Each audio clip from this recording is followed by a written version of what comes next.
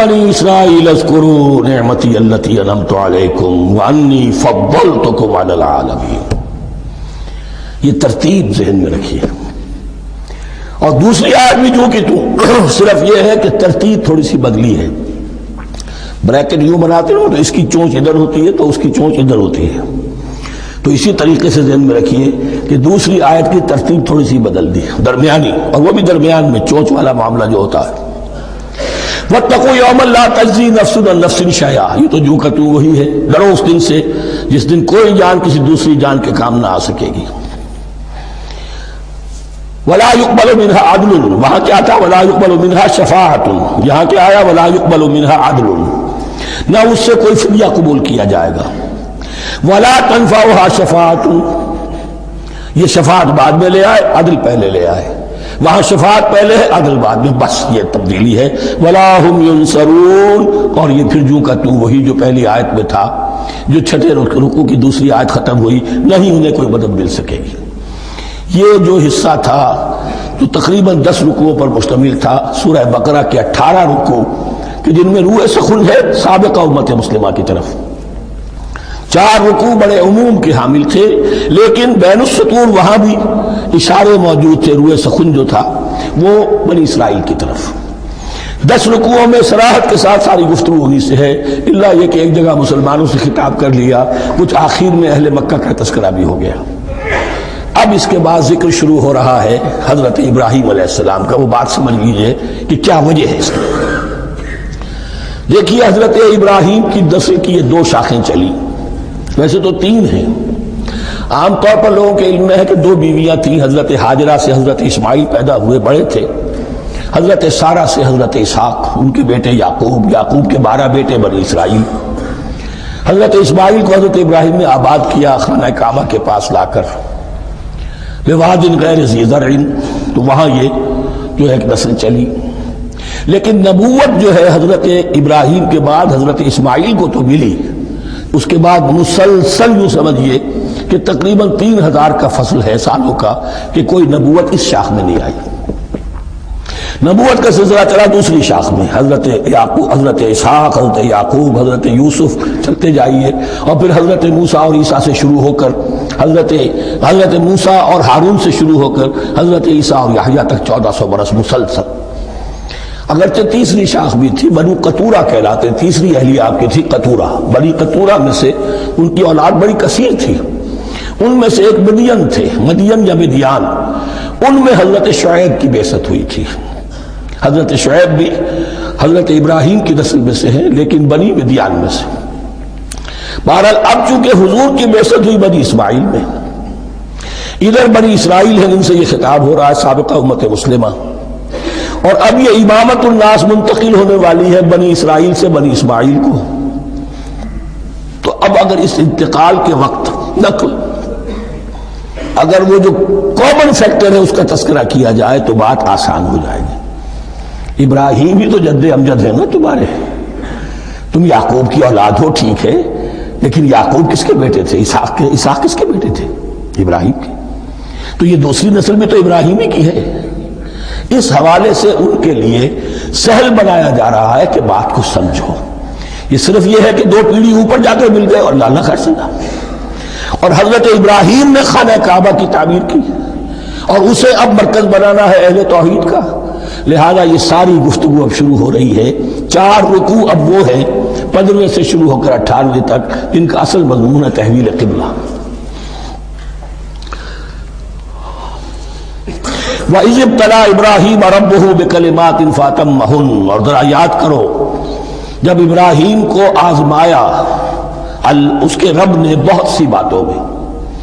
میرا ایک کتاب چاہے حضرت ابراہیم کی شخصیت پر, حج اور عید الاضحیٰ اور ان کی اصل روح, اور اس میں ایک تحریر ہے, ایک تقریر ہے. جو تحریر ہے وہ مجھے بہت پسند ہے کہ کیسے کیسے امتحان آئے ہیں حضرت ابراہیم علیہ السلام پر. فَأَتَمَّهُنَّ, اب یہ ایک جملے میں ایک پوری داستان ہے. اس نے ان سب کو پورا کیا, سب میں پاس ہو گیا, ہر امتحان سے کامیابی کے ساتھ with flying colors ہر امتحان سے نکلے. قال انی جاعلک للناس اماما, تب ہم نے کہا اے ابراہیم اب میں تمہیں نوع انسانی کا امام بنانے والا ہوں. قال ومن ذریتی، انہوں نے کہا اور میری نسل کے بارے میں بھی یہ وعدہ ہے کہ نہیں؟ قال لا ینال عہد الظالمین، فرمایا میرا یہ عہد ظالموں سے متعلق نہیں ہوگا۔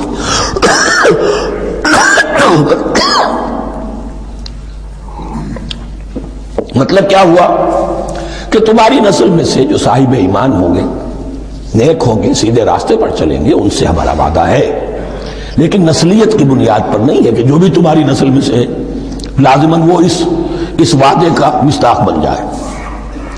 وَإِذْ جَعَلْنَا الْبَيْتَ مَثَابَةً لِلنَّاسِ وَأَمْنًا، اور یاد کرو جب کہ ہم نے گھر کو، اپنے گھر کو، بیت اللہ کو قرار دے دیا لوگوں کے لیے زیارت کی جگہ، لوٹ کے آنے، لوٹ کر آؤ، حج کرو، مَثَابَةً لِلنَّاسِ وَأَمْنًا، اور اسے امن کا گھر قرار دے دیا۔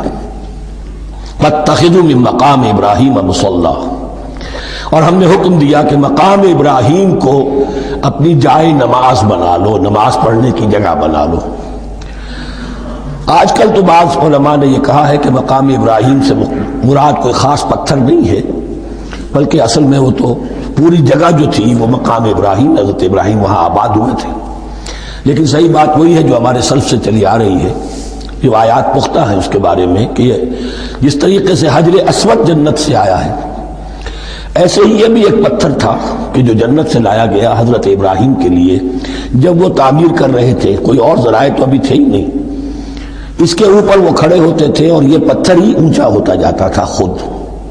اب جیسے جیسے تعمیر اوپر جا رہی ہے تو اس کے لیے یہ پتھر اونچا ہوتا تھا، وہ پتھر ہے جو مقام ابراہیم اب بھی محفوظ ہے، اور وہاں پر پھر طواف کر کے کعبے کا مکمل، پھر اس کے آس پاس جو ہے 2 رکعت جو ہے وہ ادا کی جاتی ہے نماز۔ وَعَهِدْنَا إِلَىٰ إِبْرَاهِيمَ وَإِسْمَاعِيلَ أَن طَهِّرَا بَيْتِيَ لِلطَّائِفِينَ وَالْعَاكِفِينَ وَالرُّكَّعِ السُّجُودِ، اور ہم نے عہد لے لیا تھا ابراہیم اور اسماعیل سے کہ تم دونوں ہمارے اس گھر کو، بیتیا میرے اس گھر کو پاک رکھو۔ اب یہ تطہیر بھی دونوں طرح کی ہوگی، ظاہری صفائی بھی ہو، گند نہ ہو، تاکہ ظاہر آئیں تو ان کے دلوں میں کچھ وہ کدورت پیدا نہ ہو، کوفت نہ ہو، کھلی فضا ہو، صاف رکھو۔ اور تطہیر باطنی، وہاں توحید کا چرچا ہو، کوئی اور کفر اور شرک جو ہے وہ نہ آنے پائے۔ ان طہرا بیتی للطائفین والعاکفین، طواف کرنے والوں کے لیے، اعتکاف کرنے والوں کے لیے، والرکع السجود، اور رکوع اور سجود کرنے والوں کے لیے۔ وَإِذْ قَالَ إِبْرَاهِيمُ رَبِّ اجْعَلْ هَٰذَا بَلَدًا آمِنًا وَارْزُقْ أَهْلَهُ مِنَ الثَّمَرَاتِ مَنْ آمَنَ مِنْهُمْ بِاللَّهِ وَالْيَوْمِ الْآخِرِ، اور یاد کرو جب کہ ابراہیم نے کہا تھا اے میرے پروردگار اس گھر کو امن کی جگہ بنا دے، اور اس کے رہنے والوں، اس کے ہاں آباد ہونے والوں کو یعنی بنی اسماعیل کے لیے ان کو رزق عطا فرما، میووں کا اور پھلوں کا۔ من آمن منہم باللہ والیوم الآخر، اب یہاں حضرت ابراہیم خود رک گئے کہ میں اپنی ساری اولاد کے لیے یہ دعا نہ کروں، اس لیے کہ وہاں روک دیا گیا تھا لا ینال عہد الظالمین۔ تو جو بھی ان میں سے ایمان اور عمل صالح والے ہوں اور یوم آخر پر ایمان رکھتے ہوں، اجعل هذا البلد آمنا وارزق اهله من الثمرات من آمن منهم بالله واليوم الآخر۔ اب یہاں دیکھیے اللہ تعالیٰ نے گویا کہ ہم کہیں گے ازرہ شفقت مسکراتے ہوئے گویا کہ فرمایا کہ ابراہیم قال ومن کفر، تمہاری اولاد میں سے جو کفر کرے گا فامتعه قلیلا، اس کو بھی میں دنیا کا ساز و سامان تو دوں گا، امامت میں شامل نہیں کر سکتا، لیکن یہ کہ دنیاوی طور پر مال و متاع جو ہے وہ ان کو بھی میں دوں گا۔ ومن کفر فامتعه قلیلا ثم اضطره الى عذاب النار، ہاں پھر اسے کشاں کشاں لے آؤں گا جہنم کے عذاب کی طرف، وبئس المصیر، اور وہ بہت ہی بری جگہ ہے لوٹنے کی۔ وَإِذْ يَرْفَعُ إِبْرَاهِيمُ الْقَوَاعِدَ مِنَ الْبَيْتِ وَإِسْمَاعِيلُ، اور یاد کرو جب کہ ابراہیم اٹھا رہے تھے ہمارے گھر کی بنیادوں کو، اور اسماعیل، باپ بیٹا دونوں لگے ہوئے تھے۔ یہاں لفظ جو قواعد آیا ہے اس کو نوٹ کیجئے، قواعد قاعدے کی جمع ہے اور یہ بنیادوں کو کہا جاتا ہے، اور اس میں اشارہ ہے حضرت ابراہیم اصل معمار اور بانی نہیں ہے کعبے کے، کعبہ بنایا ہے حضرت آدم نے، ان اول بیت وضع للناس للذی بمکہ، پہلا گھر۔ اب کیسے ممکن تھا حضرت آدم علیہ السلام کے زمانے سے لے کر اور حضرت ابراہیم تک کم و بیش جو ہے 4000 برس ہے، عام اندازہ جو ہے تورات کا اگر آپ لگائیں تو کوئی مسجد نہیں بنی ہوگی کیا؟ یہ پہلا گھر ہے۔ پہلا وہ گھر خدا کا، تو اس کی بنیادیں رہ گئی تھی، باقی وہ امتداد زمانہ سے، اور چونکہ یہ سیلاب کا راستہ تھا، سیلاب کی وجہ سے وہ سب جو ہے دیواریں بہہ گئی تھی، صرف بنیادیں تھیں۔ ان بنیادوں کو پھر وَإِذْ بَوَّأْنَا لِإِبْرَاهِيمَ مَكَانَ الْبَيْتِ، یہ سورہ حج میں جا کر مضمون تفصیل سے آئے گا۔ اب میں آئے گا کہتا ہوں، آ چکا ہے حقیقت کے اعتبار سے، اس لیے کہ یہ ساری مکی صورتیں ہیں جو نازل ہو چکی ہیں سورہ بقرہ سے بہت پہلے۔ تو جب وہ ان بنیادوں کو اٹھا رہے تھے تو دعائیں مانگ رہے تھے، ربنا تقبل منا انک انت السمیع العلیم، اے رب ہماری اس کوشش کو، ہماری اس مشقت کو، محنت کو قبول فرما۔ باہر گھر بنا رہے ہیں، پتھر اٹھا اٹھا کر لا رہے ہیں، حضرت اسماعیل کی عمر اس وقت لگ بھگ 13 برس ہے، ہاتھ بٹا رہے ہیں، ربنا تقبل منا انک انت السمیع العلیم، اے رب ہماری اس کوشش کو شرف قبول عطا فرما، یقیناً تو سب کچھ سننے والا اور جاننے والا ہے۔ ربنا وجعلنا مسلمین لک، اور اے رب ہمیں اپنا فرما بردار بنائے رکھ۔ نوٹ کیجئے، ابراہیم کہہ رہے ہیں، تو میں اور آپ اگر مطمئن ہو جائیں کہ میری موت لازماً حق پر ہوگی تو بہت بڑا دھوکہ ہے۔ ڈرتے رہنا چاہیے، اللہ کی پناہ طلب کرتے رہنا چاہیے۔ ربنا وجعلنا مسلمین لک، اے اللہ ہم دونوں کو اپنا فرما بردار بنائے رکھ، ومن ذریتنا امۃ مسلمۃ لک، اور ہم دونوں کی نسل میں سے اٹھائی و برپا کی جو ایک امت جو تیری فرما بردار امت ہو۔ وارنا مناسکنا، اور اے پروردگار تیرا گھر تو ہم نے یہ بنا دیا، اب اس کے جو رسومات ہیں وہ ہمیں سکھا، جو مناسک حج ہیں، ارنا مناسک، اب کیسے حج کریں، کیا آداب ہوں گے، طواف کیسے ہوگا، کیا کریں گے۔ وتب علینا، اور ہم پر اپنی شفقت کی نظر فرما، انک انت التواب الرحیم، یقیناً تو ہی ہے بہت ہی زیادہ توبہ کا قبول فرمانے والا اور شفقت کے ساتھ رجوع کرنے والا اور رحم فرمانے والا۔ ربنا وابعث فیہم رسولا منہم،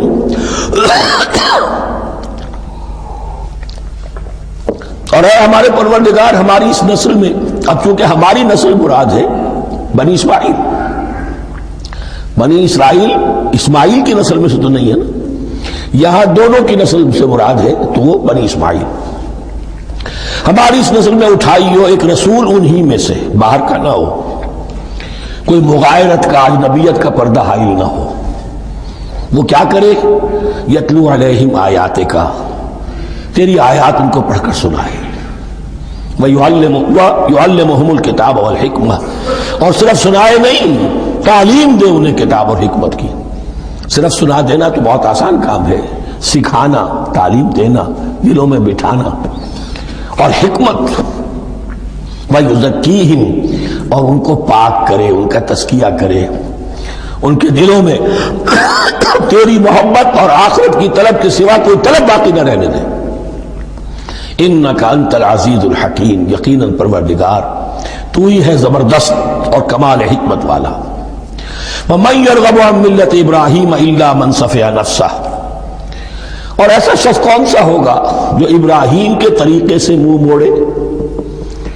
یہ رغبت کا لفظ عربی زبان میں دونوں طرف جاتا ہے، رغبہ الہ، کسی شے کی طرف رغبت ہونا، محبت ہونا، میلان ہونا، اور رغبہ عن، کسی شے سے متنفر ہونا، کسی شے سے ابا کرنا، اس کو چھوڑ دینا۔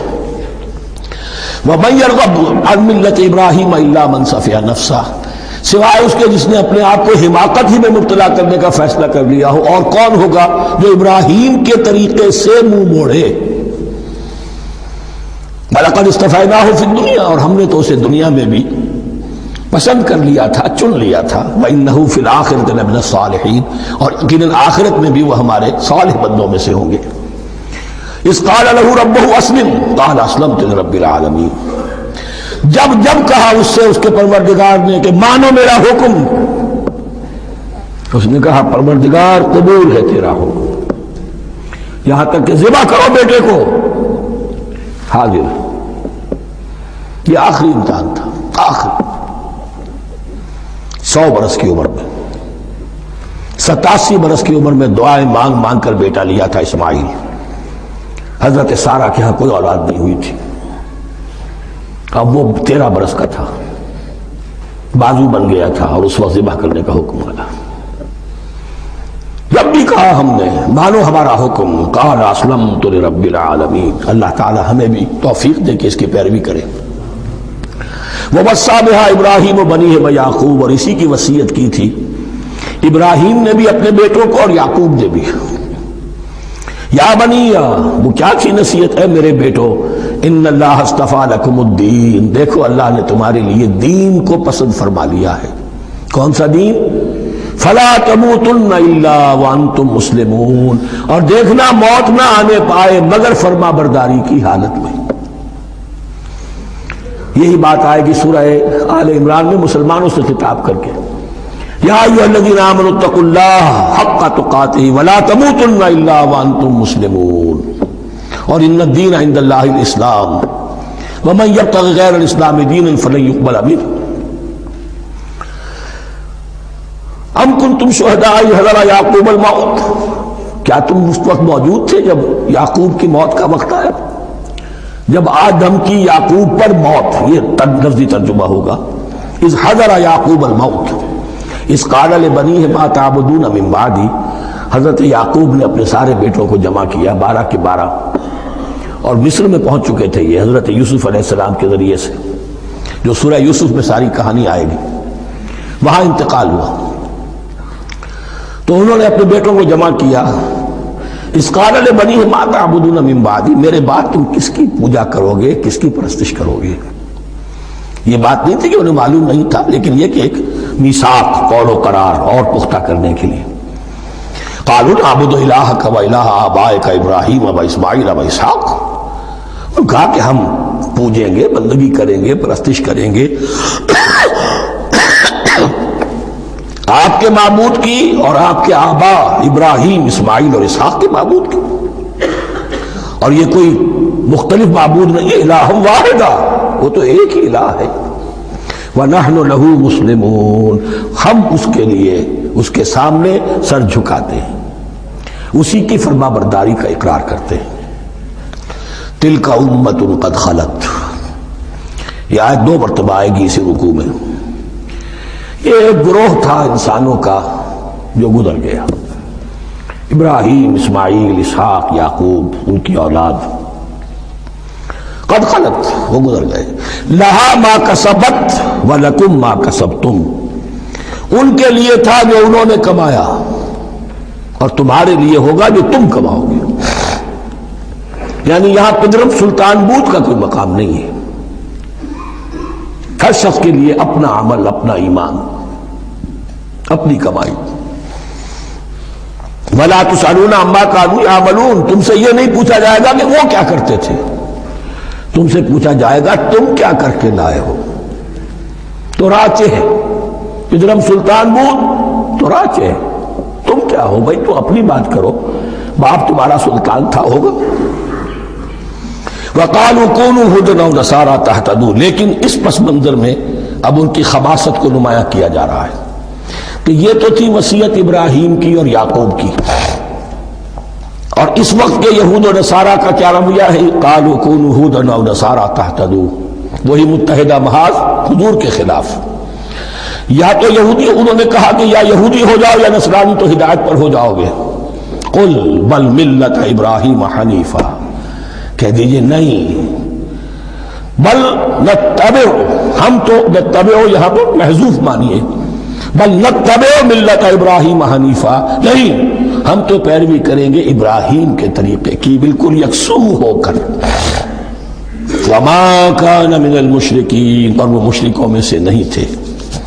قولوا آمنا باللہ، اب یہاں مسلمانوں کو حکم دیا جا رہا ہے، دیکھو تم ان کے جو کچھ وہ کہتے ہیں اس کے جواب میں تم یہ کہو، قولوا کہو آمنا باللہ، ہم ایمان رکھتے ہیں اللہ پر، وما انزل الینا، اور جو کچھ نازل کیا گیا ہماری جانب، وما انزل الی ابراہیم و اسماعیل و اسحاق و یعقوب، اور جو کچھ نازل کیا گیا ابراہیم اور اسماعیل اور اسحاق اور یعقوب کی طرف، والاسباط، اور ان کی اولاد کی طرف، وما اوتی موسیٰ و عیسیٰ، اور جو کچھ دیا گیا موسیٰ کو اور عیسیٰ کو، وما اوتی النبیون من ربہم، اور جو کچھ دیا گیا تمام نبیوں کو ان کے رب کی طرف سے، لا نفرق بین احد منہم، ہم ان میں سے کسی کے مابین تفریق نہیں کرتے۔ ہم سب کو مانتے ہیں. دیکھیے ایک ہے تفضیل، کسی کو ایک کو زیادہ افضل سمجھنا دوسرے سے، یہ اور بات ہے. وہ تو سورہ آل عمران میں آئے گا تلک الرسل فضلنا بعضهم علی بعض. تفریق یہ کہ ایک کو مانے ایک کو نہ مانے. ان رسولوں میں سے ایک کا انکار سب کا انکار ہے. لا نفرق بین احد منہم ونحن له مسلمون، اور ہم نے تو اسی کی فرما برداری کا قلادہ اپنی گردن میں ڈال دیا ہے. فَإِنْ آمَنُوا بِمِثْلِ مَا آمَنْتُمْ، پھر اے مسلمانوں اگر یہ بھی ایمان لائے یہود اور نصارہ بالکل اسی طرح جیسے تم ایمان لائے ہو، نو کمپرومائز،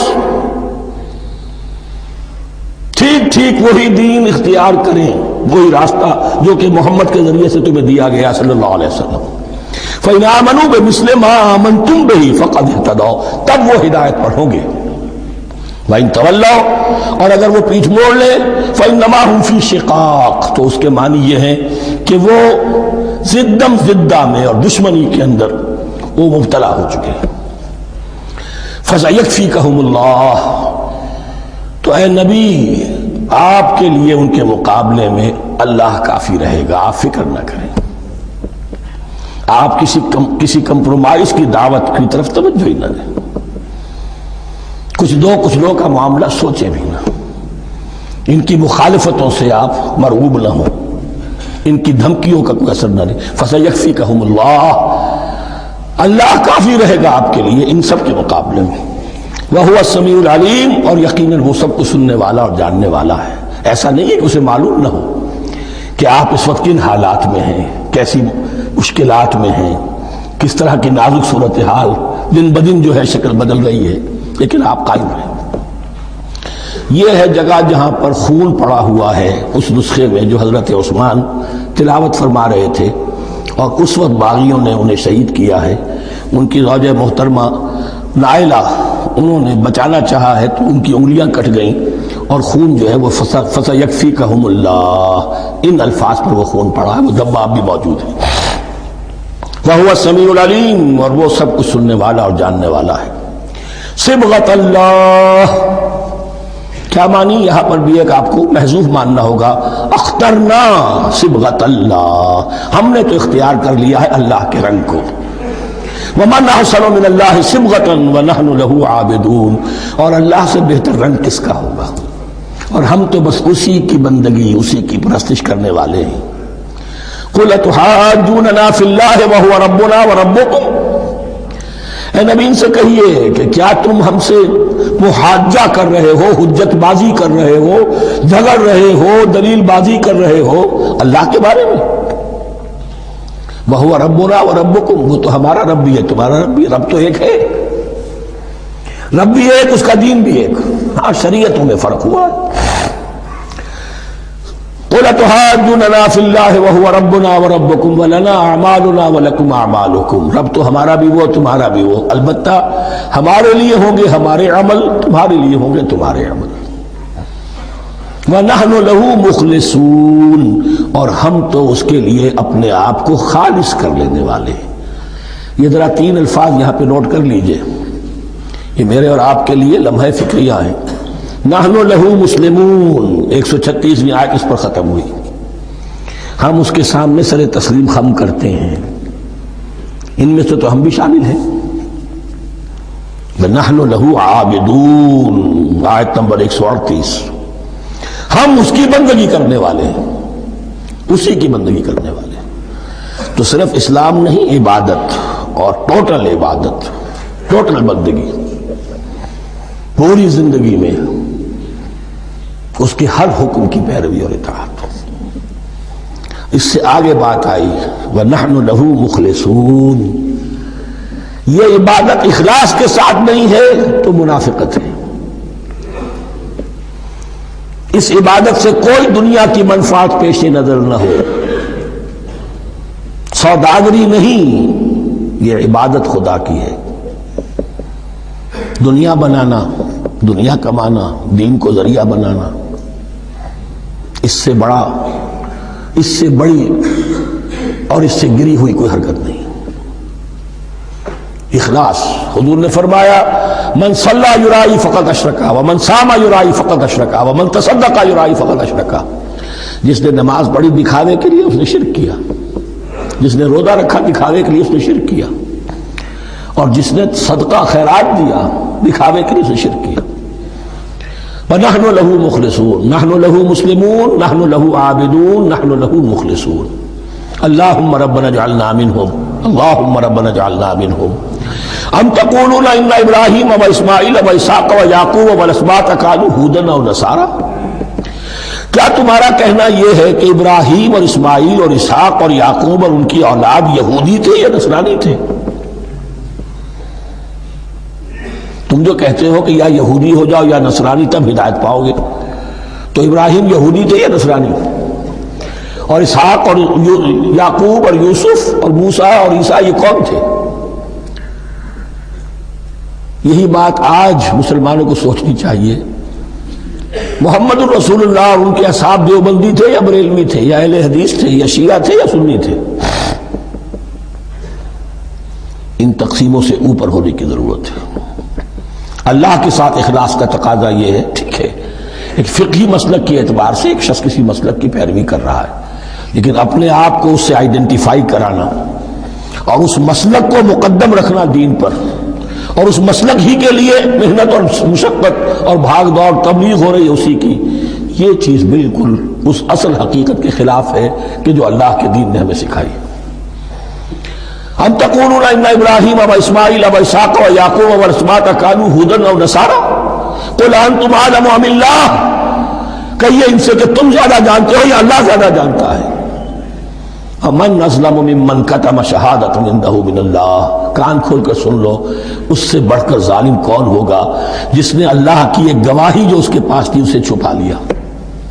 تمہارے پاس گواہیاں ہیں، علماء یہود جانتے تھے یہ اللہ کے رسول ہیں جن کے ہم منتظر تھے، اس گواہی کو چھپائے بیٹھے۔ ومن اظلم ممن کتم شہادۃ عنده من اللہ وما اللہ بغافل عما تعملون، اور اللہ ہرگز غافل نہیں ہے کہ اس سے جو تم کر رہے ہو۔ تلک امۃ قد خلت، یہ گروہ مقدس جماعت تھی یہ جس کے یہ گلے سرسبت تھے، یہ گزر گئے۔ لہا ما کسبت ولکم ما کسبتم، جو کمائی انہوں نے کی، جو عمل انہوں نے کمائے وہ ان کے لیے، تمہارے لیے نہیں۔ تمہارے لیے وہ ہوگا جو تم کماؤ گے۔ ولا تسألون عما كانوا يعملون، اور تم سے ان کے عمل کے بارے میں نہیں پوچھا جائے گا کہ انہوں نے کیا کیا، تم سے سوال یہ ہوگا کہ تم نے کیا کیا۔ سيقول السفهاء من الناس ما واللهم عن قبلتهم التي كانوا عليها قل لله المشرق والمغرب يهدي من يشاء إلى صراط مستقيم صدق الله العظيم۔ اب یہ تحویل قبلہ کا مضمون براہ راست آ رہا ہے، اس کے لیے تمہیدی 2 رکوع ہم پڑھ چکے ہیں۔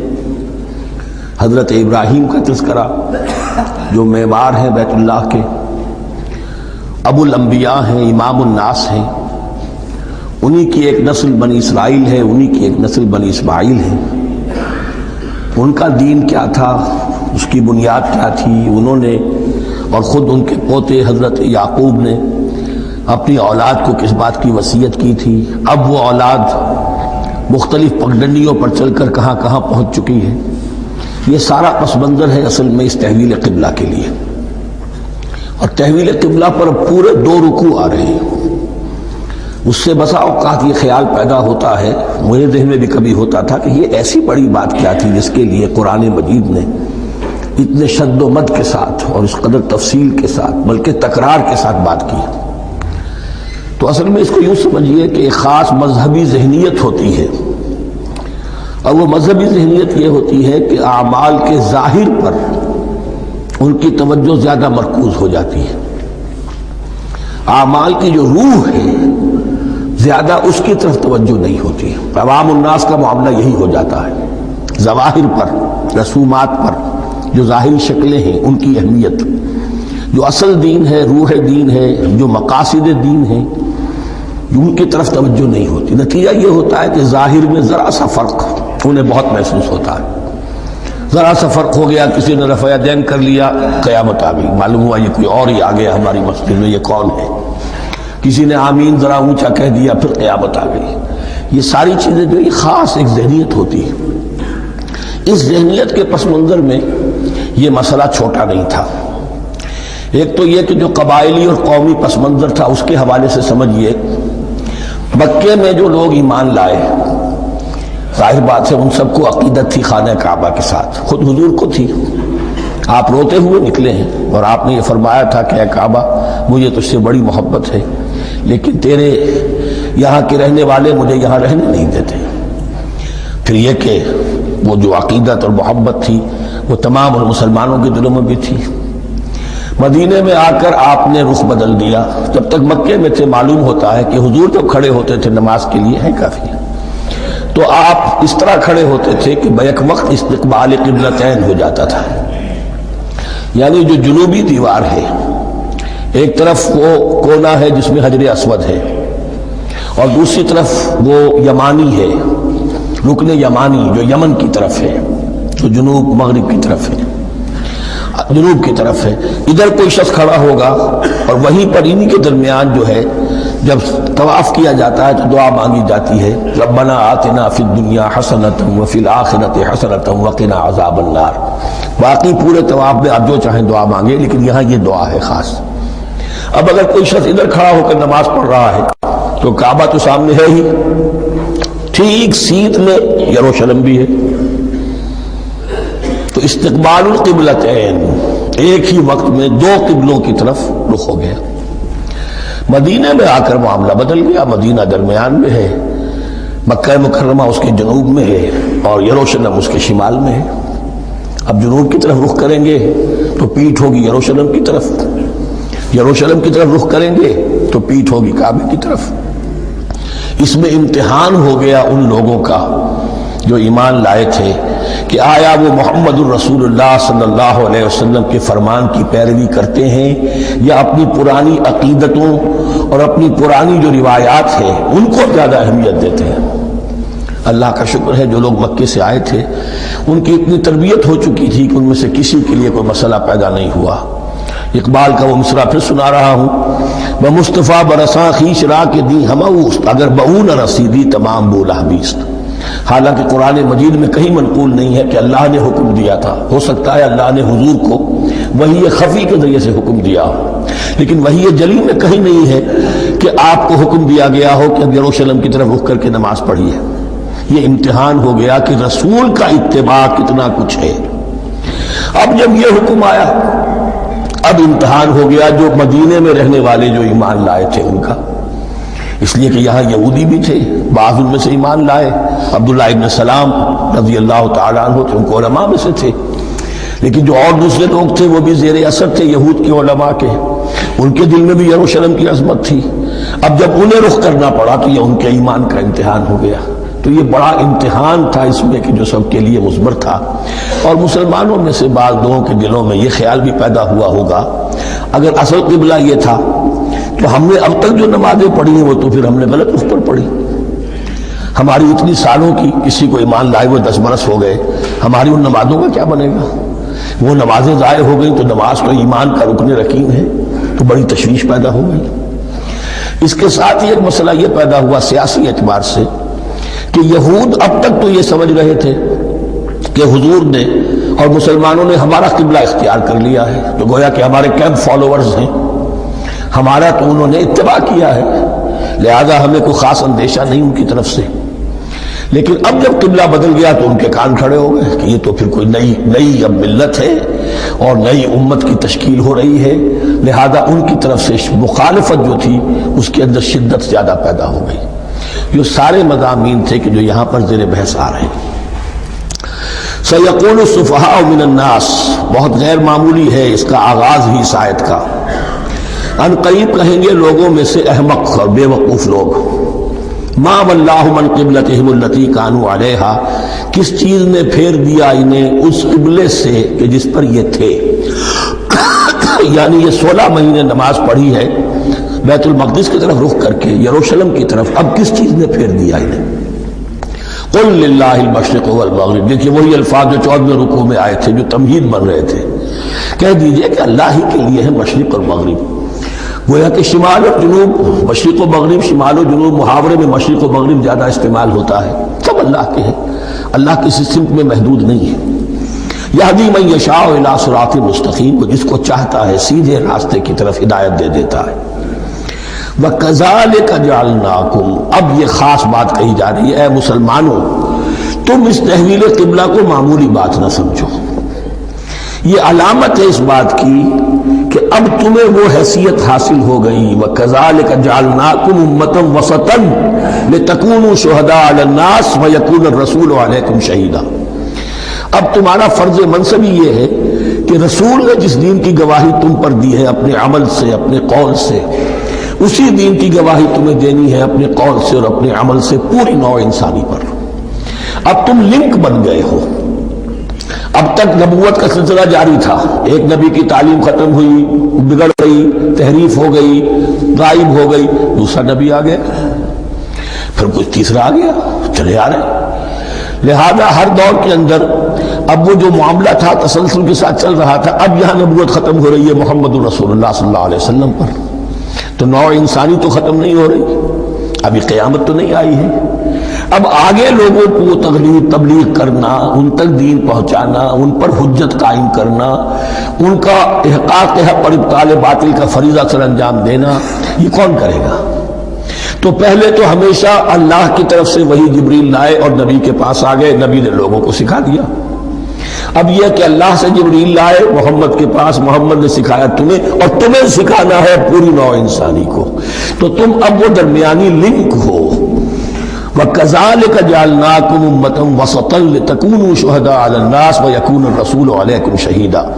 یہ مضمون زیادہ کھلے گا چل کر سورہ حج کی آخری آیات میں. اسی طرح سے مراد یہ کہ تحویل قبلہ ایک مظہر ہے اس کا. اس سے اب تم اپنی ذمہ داریوں کا اندازہ کرو، صرف خوشیاں نہ مناؤ، جشن نہ مناؤ، بلکہ یہ کہ یہ ایک بہت بڑی ذمہ داری کا بوجھ ہے جو تم پر آ گیا. کبھی ہم نے اپنے بندے محمد کے کاندھوں پر جب یہ بوجھ رکھا تھا تو ان سے بھی کہا تھا صلی اللہ علیہ وسلم، انا سنلقی علیک قولا ثقیلا، اے نبی ہم آپ پر ایک بھاری بات ڈالنے والے ہیں. وہی بھاری بات بہت بڑے پیمانے پر اب تمہارے کندھوں پر آ گئی ہے.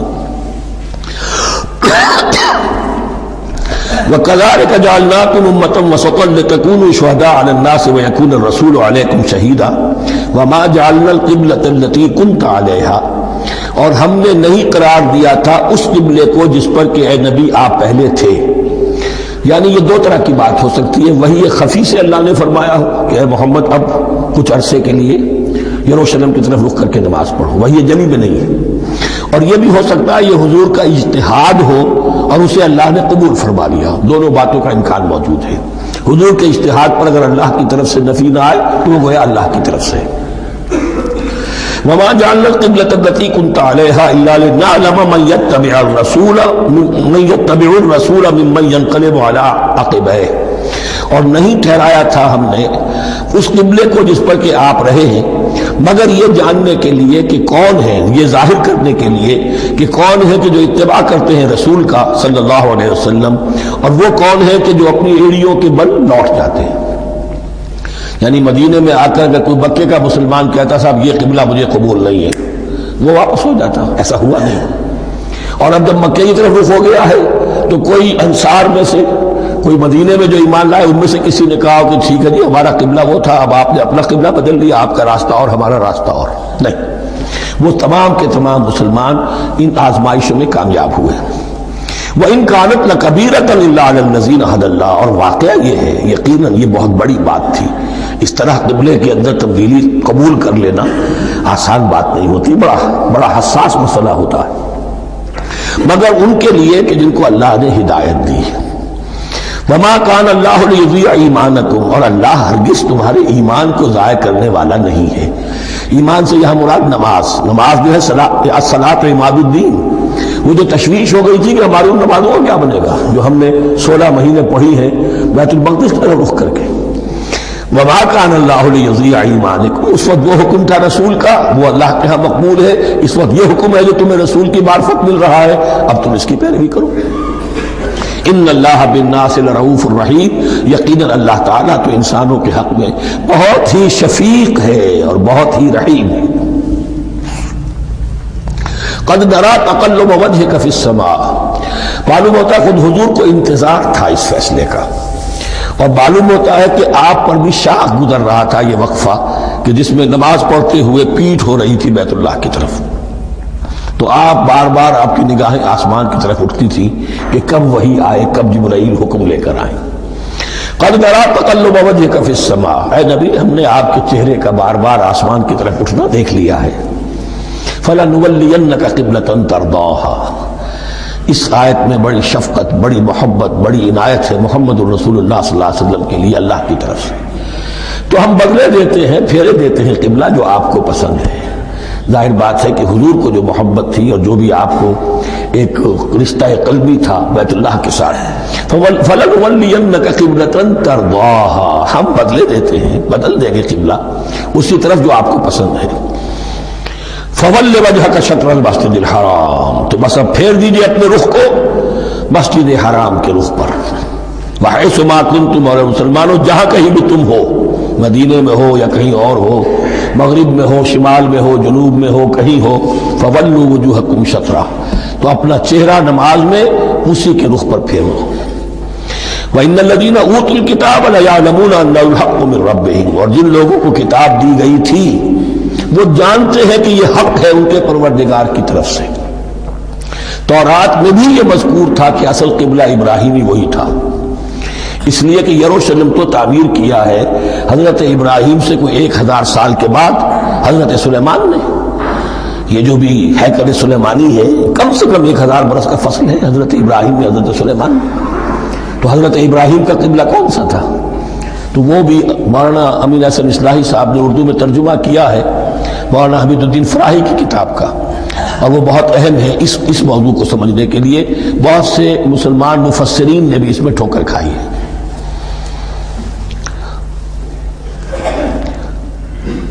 ان الذين اوتوا الكتاب ليعلمون انه الحق من ربهم وما الله بغافل عما يعملون، اور اللہ غافل نہیں ہے اس سے کہ جو وہ کر رہے ہیں۔ ولئن اتاك الذين اوتوا الكتاب بكل آية ما تبعوا قبلتك، اے نبی آپ ان اہل کتاب کو اگر تمام دلائل بھی دے دیں گے، تمام نشانیاں بھی دکھا دیں گے، تب بھی یہ آپ کے قبلے کی پیروی نہیں کریں گے۔ وما انت بتابع قبلتهم، اور نہ ہی اب آپ پیروی کرنے والے ہیں ان کے قبلے کی۔ یہ تو لکم دینکم ولی دین والا معاملہ ہو گیا۔ وما بعضهم بتابع قبلۃ بعض، حد یہ ہے کہ یہ خود جو ہے آپس میں ایک دوسرے کے قبلے کی پیروی نہیں کرتے، یعنی نصارہ اور یہود اگرچہ یروشلم سب کا قبلہ ہے، لیکن عین یروشلم میں جا کر جو یہودی ہے وہ مغربی گوشے کو اختیار کرتے تھے، مغرب کی طرف رخ کرتے تھے ہیکل سلیمانی میں، اور جو نصارہ ہے وہ مشرق کی طرف، اس لیے کہ حضرت مریم سلام علیہا نے جو اعتکاف کیا تھا مکان شرقیہ، وہ جو مکان تھا ان کا جہاں اعتکاف تھا، جہاں فرشتہ ان کے پاس آیا ہے، وہ ہیکل کے کسی شرقی گوشے میں تھا، تو انہوں نے عیسائیوں نے اسی کو اپنا شرقی گوشے کو قبلہ بنا لیا۔ وَلَئِنِ اتَّبَعْتَ أَهْوَاءَهُمْ، اور اے نبی اگر بالفرض آپ نے ان کی خواہشات کی پیروی کی، من بعد ما جاءك من العلم، اس کے بعد کہ آپ کے پاس العلم صحیح علم آ چکا ہے، إِنَّكَ إِذًا لَمِنَ الظَّالِمِينَ، تو آپ بھی پھر ظلم کرنے والوں میں سے ہو جائیں گے، معاذ اللہ۔ الَّذِينَ آتَيْنَاهُمُ الْكِتَابَ يَعْرِفُونَهُ كَمَا يَعْرِفُونَ أَبْنَاءَهُمْ، جن لوگوں کو ہم نے کتاب دی یعنی تورات اور انجیل کے جو صحیح ماننے والے ہیں، یہ نکتہ یہاں نوٹ کر لیجئے، تورات اور انجیل کے ماننے والوں میں سے غلط کاروں کے لیے مجہول کا صیغہ آتا ہے، اوت الکتابہ، جنہیں کتاب دی گئی تھی، اور جو ان میں سے ٹھیک تھے، صحیح رخ پر تھے، ان کے لیے معروف کا صیغہ ہوتا ہے جنہیں کتاب ہم نے دی تھی۔ یہ انداز جو ہے معروف اور مجہول کا، یہ آپ دیکھیں گے کہ فرق ہوگا، جہاں ان کی کسی غلط بات کا تذکرہ ہوگا الذین اوتوا الکتاب، اور جہاں اچھی بات کا تو وہاں یہ کہ جو آتیناہم الکتاب، الذین آتیناہم الکتاب یعرفونہ کما یعرفون ابناءہم، وہ ایسے ہی پہچانتے ہیں اس کو۔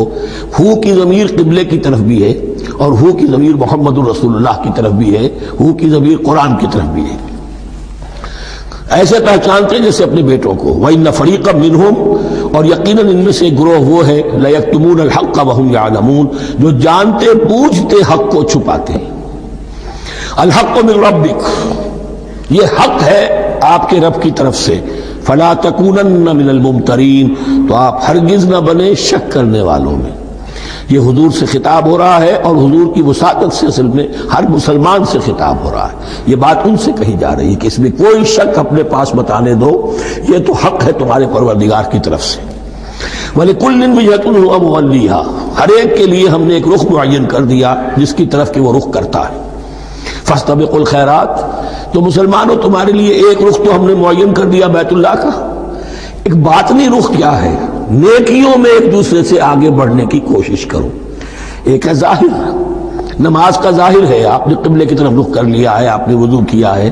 ایک نماز کا باطن ہے، خشوع ہے، خضوع ہے، حضور قلب حاصل ہے، رقت ہے، معلوم ہے کہ اس کے سامنے حاضری ہے. اسی طریقے سے قبلہ ایک تو یہ ہے جو کہ کعبہ ہے، بیت اللہ ہے، ایک یہ فاستبقوا الخیرات، تم ہر نیکی کے اندر ایک دوسرے سے آگے بڑھنے کی کوشش کرو. اینما تکونوا یاتی بکم اللہ جمیعا، جہاں کہیں بھی ہوگے اللہ تم سب کو لے آئے گا، جمع کر دے گا. ان اللہ علی کل شیء قدیر، یقینا اللہ تعالی ہر چیز پر قادر ہے. ومن حیث خرجت فول وجهک شطر المسجد الحرام، اور جدھر سے بھی آپ کا نکلنا ہو، کہیں سفر کریں، کہیں بھی جائیں، تو آپ اپنا رخ پھیر دیجئے مسجد حرام کی طرف. وَإِنَّهُ لَلْحَقُّ مِن رَبِّكَ، اور یہ یقیناً حق ہے آپ کے رب کی طرف سے. وَمَا اللَّهُ بِغَافِلٍ عَمَّا تَعْمَلُونَ، اور اللہ غافل نہیں اس سے کہ جو تم کر رہے ہو. یہاں بظاہر جو ہے کلام حضور سے ہے، اصل میں مسلمانوں سے خطاب ہے بواسطہ محمد صلی اللہ علیہ وسلم. وَمِنْ حَيْثُ خَرَجْتَ فَوَلِّ وَجْهَكَ شَطْرَ الْمَسْجِدِ الْحَرَامِ وَحَيْثُ مَا كُنْتُمْ فَوَلُّوا وُجُوهَكُمْ شَطْرَهُ، اور دیکھو جہاں بھی تم نکلو اپنا رخ کرو مسجد حرام کی طرف. امریکہ میں جاؤ تب بھی رخ ہوگا مسجد حرام کی طرف، روس میں جاؤ رخ تمہارا ہوگا مسجد حرام کی طرف. وَحَيْثُ مَا كُنْتُمْ، اور اے مسلمانوں جہاں کہیں بھی تم ہو، فَوَلُّوا وُجُوهَكُمْ شَطْرَهُ، تو اپنے چہروں کو پھیر دو اسی کے رخ پر. لِأَلَّا يَكُونَ لِلنَّاسِ عَلَيْكُمْ حُجَّةٌ، تاکہ نہ رہے لوگوں کے پاس تمہارے خلاف کوئی دلیل. اب اس بات کو سمجھ لیجئے کہ چونکہ تورات میں لکھا ہوا تھا کہ نبی آخر الزمان کا قبلہ کعبہ ہوگا، اگر حضور یہ قبلہ اختیار نہ کرتے تو علماء یہود حجت قائم کرتے مسلمانوں پر کہ دیکھو تورات میں تو یہ لکھا ہے اور انہوں نے وہ اختیار نہیں کیا. تو یہ گویا کہ ان کے اوپر اتمام حجت بھی ہو رہا ہے اور قطع عذر بھی ہو رہا ہے، ان کی حجت کی جڑ بھی کٹ رہی ہے. الا الذين ظلموا منهم، سوائے ان میں سے ان کے جو ظالم ہیں، اعتراض کرنے کے لیے لاکھ انہوں نے پھر بھی ہیلے بہانے بنائی لینے ہیں. فلا تخشوهم، تو اے مسلمانوں ان سے نہ ڈرو، واخشونی، مجھ سے ڈرو. ولأتم نعمتی علیکم، اور یہ جو تحویل قبلہ ہوئی ہے اور محمد الرسول اللہ صلی اللہ علیہ وسلم کی بعثت کی بنیاد پر ایک نئی امت کو شکل دی جا رہی ہے اور اسے اب امامت الناس سے سرفراز کیا جا رہا ہے. وراثت ابراہیمی اب اسے منتقل ہو گئی ہے. یہ اس لیے ہے وَلَأُتِمَّ نِعْمَتِي عَلَيْكُمْ، اپنی نعمت میں تم پر اس کا اتمام فرما دوں، مکمل کر دوں. وَلَعَلَّكُمْ تَهْتَدُونَ، اور تاکہ تم ہدایت یافتہ بن جاؤ. کما ارسلنا فیکم رسولا، جیسے کہ ہم نے بھیج دیا ہے تم میں ایک رسول. اب یہ دعا ابراہیم و اسماعیل یاد کر لیجئے. ربنا وبعث فیہم رسولا منہم یتلو علیہم آیاتک ویعلمہم الکتاب والحکمت ویزکیہم. اب گویا کہ وہاں تو دعا تھی اور یہ 3000 سال کے بعد اس دعا کا ظہور ہو رہا ہے بعثت محمدی کی شکل میں. کما ارسلنا فیکم رسولا منکم، جیسے کہ ہم نے بھیج دیا ہے تم میں رسول اپنا تم ہی میں سے. یتلو علیکم آیاتنا، وہ تلاوت کرتا ہے تم پر ہماری آیات. ویزکیکم، تمہیں پاک کرتا ہے، تزکیہ کرتا ہے تمہارا. ویعلمکم الکتاب والحکمہ، اور تمہیں تعلیم دیتا ہے کتاب و حکمت کی. ویعلمکم ما لم تکونوا تعلمون، اور تمہیں تعلیم دے رہا ہے ان چیزوں کی جو تمہیں معلوم نہیں تھی. یہاں ایک نقطہ بڑا اہم ہے، حضرت ابراہیم اور اسماعیل کی دعا میں جو ترتیب تھی یہاں اللہ نے اس کو بدل دیا ہے. وہاں کیا تھا؟ تلاوت آیات، تعلیم کتاب و حکمت، پھر تزکیہ. یہاں کیا ہے؟ تلاوت آیات، پھر تزکیہ، پھر تعلیم کتاب و حکمت. اب ظاہر بات ہے کہ حضرت ابراہیم اور حضرت اسماعیل نے جو بات کہی وہ بھی غلط تو نہیں ہو سکتی، لیکن ہم یہ کہہ سکتے ہیں کہ اس کی امپرووڈ فارم یہ ہے جو اللہ تعالیٰ کی طرف سے دی گئی، اس لیے کہ تزکیہ مقدم ہے. اگر نیت صحیح نہیں ہے تو تعلیم کتاب و حکمت مفید نہیں ہوگی بلکہ گمراہی میں اضافہ ہوگا. نیت کج ہے تو گمراہی بڑھتی چلی جائے گی. اور تزکیہ کا حاصل کیا ہے؟ نیت درست ہو جائے، اخلاص، نحن لہ مخلصون. اگر یہ نہیں ہے تو جتنا پڑھو گے، جتنے بڑے عالم ہوگے، شیطان بھی بن سکتے ہو. بڑے بڑے فتنے عالموں نے اٹھائے ہیں. یہ جو دین اکبری تھا یا دین الہی تھا، اکبر کے تو باپ دادا کو کبھی خیال نہیں آ سکتا تھا اس کا. یہ پٹی پڑھانے والے کون تھے؟ ابو الفضل اور فیضی جیسے علماء، بہت بڑے علماء. اسی طرح غلام احمد قادیانی، اس کو اصل میں جو بھی پٹیاں پڑھائی ہیں وہ تو پڑھائی حکیم نور الدین نے، جو بہت بڑا عالم تھا، اہل حدیث عالم تھا. تو در حقیقت بہت بڑا عالم ہوگا، اگر اس کی کج ہو گئی نیت تو اتنا ہی بڑا فتنہ اٹھا دے گا. اس پہلو سے تزکیہ مقدم ہے، اور اس کا ثبوت یہ ہے، یہی مضمون سورہ آل عمران میں آیا، یہی مضمون پھر سورہ جمعہ میں آئے گا، وہاں بھی ترتیب یہی ہے. تینوں جگہ پر اللہ کی طرف سے ترتیب یہی ہے، یتلو علیکم آیاتنا ویزکیکم، تمہیں ہماری آیات پڑھ کر سنا رہا ہے اور تمہارا تزکیہ کرتا ہے. وَيُعَلِّمُكُمُ الْكِتَابَ وَالْحِكْمَةَ، اور اس تزکیے کے بعد پھر تعلیم کتاب و حکمت. وَيُعَلِّمُكُم مَّا لَمْ تَكُونُوا تَعْلَمُونَ، اور تمہیں سکھا رہا ہے جو کچھ علم تمہیں حاصل نہیں تھا. فَاذْكُرُونِي أَذْكُرْكُمْ، بس مجھے یاد رکھو، میں تمہیں یاد رکھوں گا. یہ بہت بڑا میثاق ہے اور بہت بڑا وعدہ ہے، بہت بڑا وعدہ. اور یہاں تک حدیث میں پھر اس کی شرح آئی ہے، میرا بندہ اگر مجھے اپنے دل میں یاد کرتا ہے میں بھی اسے اپنے جی میں یاد کرتا ہوں. اور میرا بندہ اگر میرا ذکر کسی محفل میں کرتا ہے تو میں اس سے بہت اعلیٰ محفل میں اس کا ذکر کرتا ہوں. اس کی محفل تو بہت بلند و بالا ہے، ملائے اعلیٰ کی محفل ہے، فرشتے ملائکہ مقربین کی محفل ہے. خدا خود میرے محفل بود اندر لامکا خسرو، محمد سمے محفل بود شب جائے کہ من بودم. اب خسرو کس عالم میں تھے جب یہ شعر کہہ گئے ہیں؟ تو بہرحال ہے تو صحیح، ایک محفل تو ہے. میں اس سے بڑی بہتر محفل میں ان کا تذکرہ کرتا ہوں. فاذکرونی اذکرکم واشکروا لی ولا تکفرون، اور میرا شکر کرو، میری نعمتوں کا ادراک کرو، اس کا شعور حاصل کرو، اس پر زبان سے بھی شکر ادا کرو، اپنے عمل سے بھی، جوارح سے بھی ان نعمتوں کا حق ادا کرو. یہاں وہ 18 رکوع ختم ہو گئے، نصف اول اس سورہ مبارکہ کا مکمل ہو گیا. اب آگے سے خطاب ہے، یا ایھا الذین آمنوا، ایک نئی امت آ گئی، چارٹر اس کا آ گیا. کیوں بنایا گیا تمہیں؟ لتکونوا شہداء علی الناس ویکون الرسول علیکم شہیدا. تم اب لنک ہو ہمیشہ ہمیشہ کے لیے محمد اور پوری نوع انسانی کے درمیان. اسی لیے وہ حدیث بھی تو ہے جو علماء حق ہوتے ہیں ان کے بارے میں فرمایا، علماء امتی کا انبیاء بنی اسرائیل. میری امت کے علماء کا مقام وہی ہے جو بنی اسرائیل کے علماء کا. اس لیے کہ اب نبوت تو ختم ہو گئی محمد پر صلی اللہ علیہ وسلم، لیکن یہ کتاب تو ہے، اس کا پہنچانا تو ہے، اس کو عام تو کرنا ہے، حجت تو قائم کرنی ہے، اور صرف تبلیغ سے نہیں، عمل کر کے دکھانا ہے.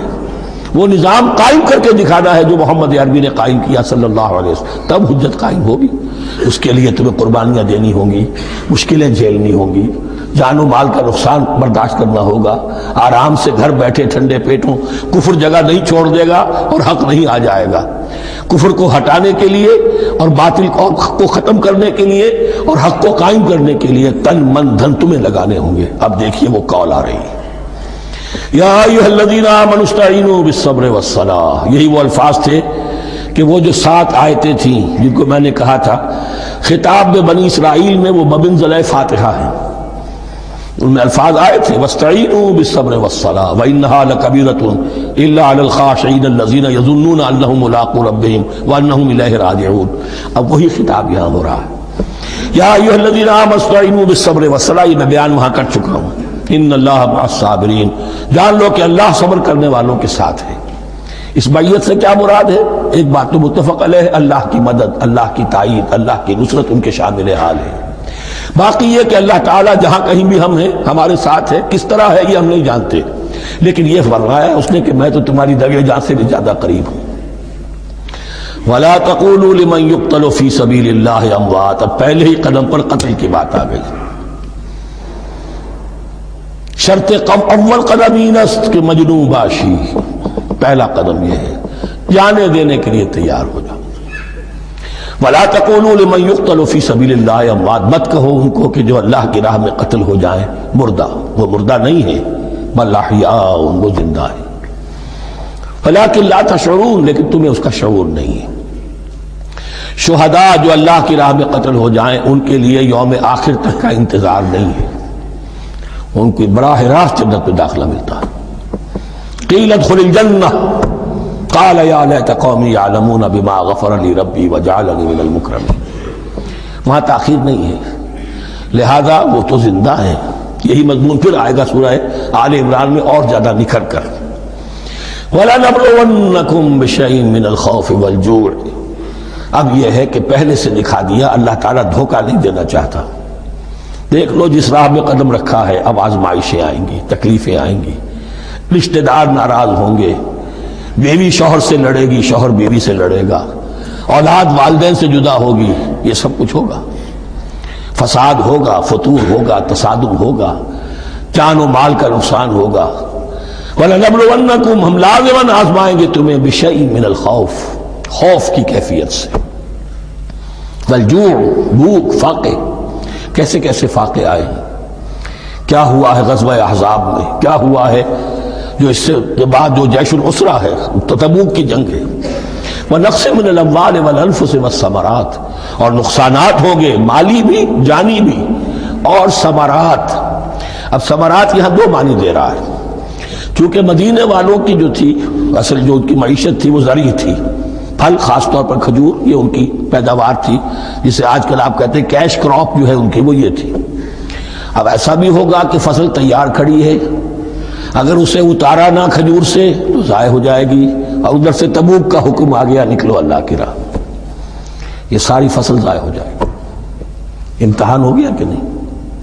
اور اس کے علاوہ ایک اور ہے اس کا مفہوم، انسان کچھ بہت محنت کرتا ہے، جد و جہد کرتا ہے، کیریئر بناتا ہے، اپنا ایک مقام بنا لیتا ہے اس کیریئر میں، اس پروفیشن میں، اس راستے پر آتا ہے تو کچھ اور ہی شکل اختیار کرنی پڑتی ہے۔ وہ تجارت کے زمانے میں جو محنت کی تھی، وہ کیریئر کو جمانے میں جو محنت کی تھی، وہ سارا کا سارا معاملہ جو ہے وہ کھو کر پھر اس وادی میں آنا پڑتا ہے۔ وَلَنَبْلُوَنَّكُمْ، یہ بھی ثمرات ہیں نا، محنت کے ثمرات۔ وَلَنَبْلُوَنَّكُمْ بِشَيْءٍ مِّنَ الْخَوْفِ وَالْجُوعِ وَنَقْصٍ مِّنَ الْأَمْوَالِ وَالْأَنفُسِ وَالثَّمَرَاتِ وَبَشِّرِ الصَّابِرِينَ، اور اے نبی بشارت دیجئے صابروں کو، صبر کرنے والوں کو۔ یہ کون ہے؟ الذین اذا اصابتہم مصیبۃ، وہ لوگ کہ جن کو جب بھی کوئی مصیبت آئے، قالوا انا للہ وانا الیہ راجعون، وہ کہتے ہیں ہم اللہ ہی کے تو ہیں، اللہ ہی کی طرف ہمیں لوٹ جانا ہے، کل بھی جانا تھا، آج چلے جائیں، حاضر ہیں، جتنی جلدی بلا لیں۔ نشان مرد مومن باتوں گویم، جو مرگ آیا تبسم مر لبے اوست، مرد مومن کی تو نشانی یہی ہے کہ جب موت آئے تو مسرت کے ساتھ اس کے چہرے پر، اس کے ہونٹوں پر مسکراہٹ ہو۔ یہ ایمان، جو میں نے کہا تھا لیٹمس ٹیسٹ یہ ہے کہ بندہ مومن اس دنیا میں زیادہ رہنے کی خواہش نہیں کر سکتا۔ لائف از اے لائبلٹی، جو لمحہ آ رہا ہے اس کا حساب دینا ہوگا،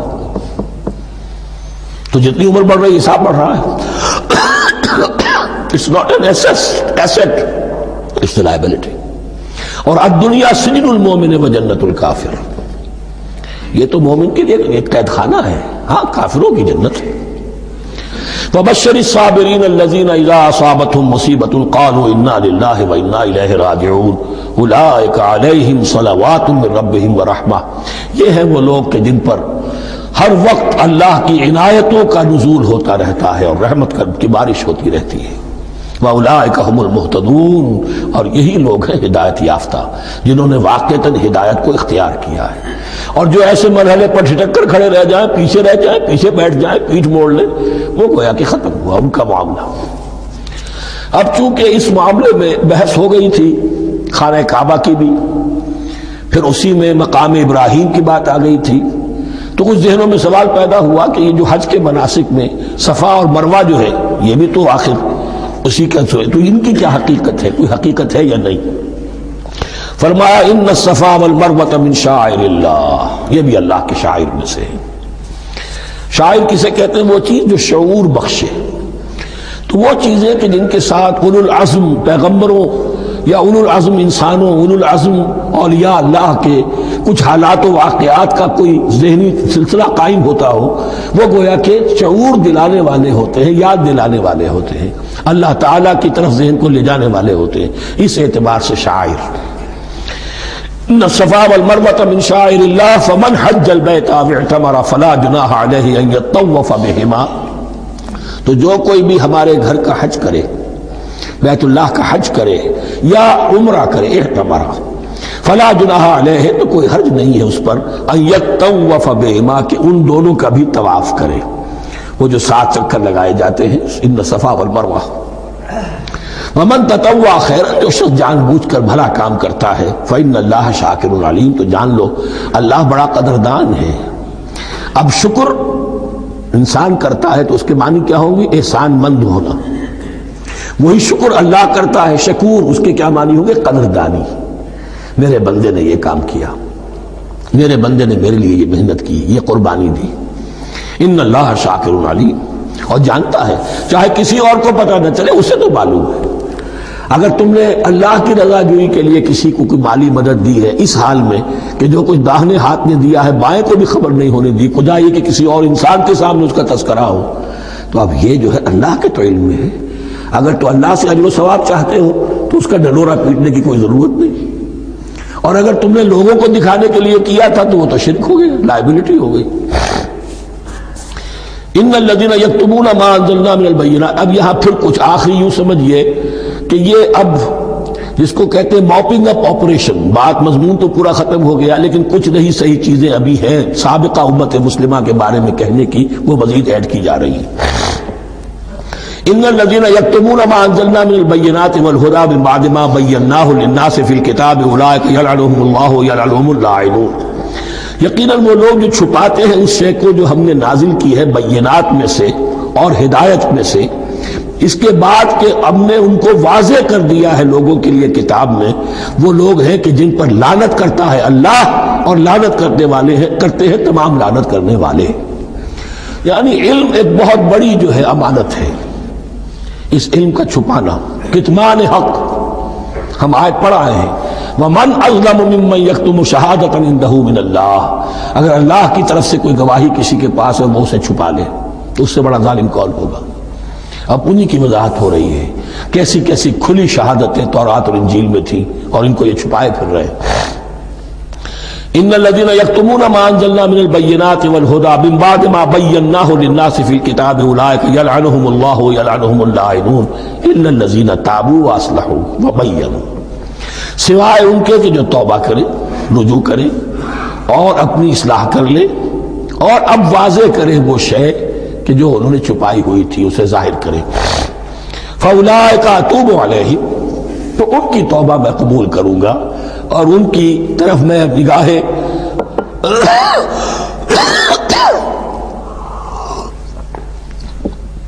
نگاہ التفات میں اپنی پھر ان کی طرف متوجہ کر دوں گا۔ وَأَنَا التَّوَّابُ الرَّحِيمُ، اور میں تو ہوں ہی توبہ کا قبول کرنے والا اور رحم فرمانے والا۔ إِنَّ الَّذِينَ كَفَرُوا وَمَاتُوا وَهُمْ كُفَّارٌ، یقیناً جن لوگوں نے کفر کیا اور وہ مرے اسی حال میں کہ کفر پر قائم تھے، اولئک علیہم لعنۃ اللہ والملائکۃ والناس اجمعین، ان پر تو لعنت ہے اللہ کی بھی اور فرشتوں کی بھی اور تمام انسانوں کی بھی، خالدین فیہا، اس لعنت کی کیفیت میں وہ اب ہمیشہ رہیں گے۔ لا یخفف عنہم العذاب، نہ ان پر سے عذاب کے اندر کوئی کمی کی جائے گی، ولا ہم ینظرون، نہ انہیں کوئی مہلت ملے گی کہ عذاب کا تسلسل ذرا سی دیر کے لیے وقفہ ہو جائے، سانس لینے کی مہلت مل جائے۔ ولا ہم ینظرون۔ وَإِلَٰهُكُمْ إِلَٰهٌ وَاحِدٌ، سن لو تمہارا الہ اور معبود ایک ہی الہ ہے، لا الہ الا هو الرحمن الرحیم، اس کے سوا کوئی الہ نہیں ہے اور وہ رحمان ہے اور رحیم ہے۔ اب جو آیت آ رہی ہے اس کے پڑھنے سے پہلے ایک بات سمجھ لیجئے کہ یہ جو اب 22 رکوعوں کا مضمون ہم پڑھ رہے ہیں، مجھے یہ بات آج شروع میں واضح کرنی چاہیے تھی، اس میں ترتیب کیا ہے۔ میں پہلے عرض کر چکا ہوں کہ پہلے 18 رکوعوں کی تقسیم ورٹیکل کی ہے ہم نے، 18 کو 4 رکوع ادھر، 10 درمیان میں، پھر 4 ادھر۔ یہاں اب چلے گی ہاریزونٹل تقسیم، افقی تقسیم، اور اس کی بھی شکل کیا ہے کہ چار مضامین ہیں کہ جو تانے بانے کے ساتھ بنے ہوئے ہیں، یا چار لڑیاں ہیں مضمون کی کہ جن کو بٹ کر رسی بنا دیا گیا۔ وہ چار مضامین کیا ہیں؟ مسلمانوں سے خطاب میں ان کے لیے عبادات اور احکام اور شرائع، یہ واجب ہے، یہ کرنا ہے، یہ حلال ہے، یہ حرام ہے، نماز فرض ہے، روزہ فرض ہے، وغیرہ وغیرہ۔ اور دو لڑیاں جہاد، جہاد بالمال، جہاد بالنفس۔ جہاد بالنفس کی آخری انتہا قتال ہے، جہاں انسان نقد جان ہاتھ پر رکھ کر، ہتھیلی پر رکھ کر میدان میں حاضر ہو جاتا ہے۔ جو جنگ میں گیا اس نے اپنے آپ کو موت کے لیے پیش کر دیا، بچ کر آ جائے تو بونس ہے۔ اس اعتبار سے یہ چار جڑ ہیں۔ شریعت کو دو حصوں میں تقسیم کیجئے، عبادات اور پھر بقیہ احکام شریعت، معاملات، جن میں خاص طور پر شوہر اور بیوی کا تعلق جو ہے وہ سب سے اہم ہے۔ تمدن انسانی کی بنیاد وہی ہے۔ لہذا اس صورت میں آپ دیکھیں گے تفصیلی احکام آئیں گے آئلی قوانین کے ضمن میں۔ دوسری طرف جہاد بالمال یعنی انفاق، اللہ کی راہ میں خرچ کرنا، اور جہاد بالنفس جس کی آخری منزل قتال۔ اب یہ چاروں لڑیاں اس طرح سے ہیں، فرض کیجئے ایک لال لڑی ہے، ایک پیلی ہے، ایک نیلی ہے، ایک ہری ہے، ان کو بٹ دیا گیا ہے۔ جب ایک طرف سے دیکھیں گے تو کٹا پھٹا نظر آئے گا، رنگ لال نظر آیا، پھر پیلا نظر آیا، پھر نیلا نظر آیا، پھر ہرا، پھر لال، پھر نیلا، پھر پیلا، پھر ہرا۔ تو ایسا معلوم ہوگا جیسے کٹے پھٹے ہیں مضامین۔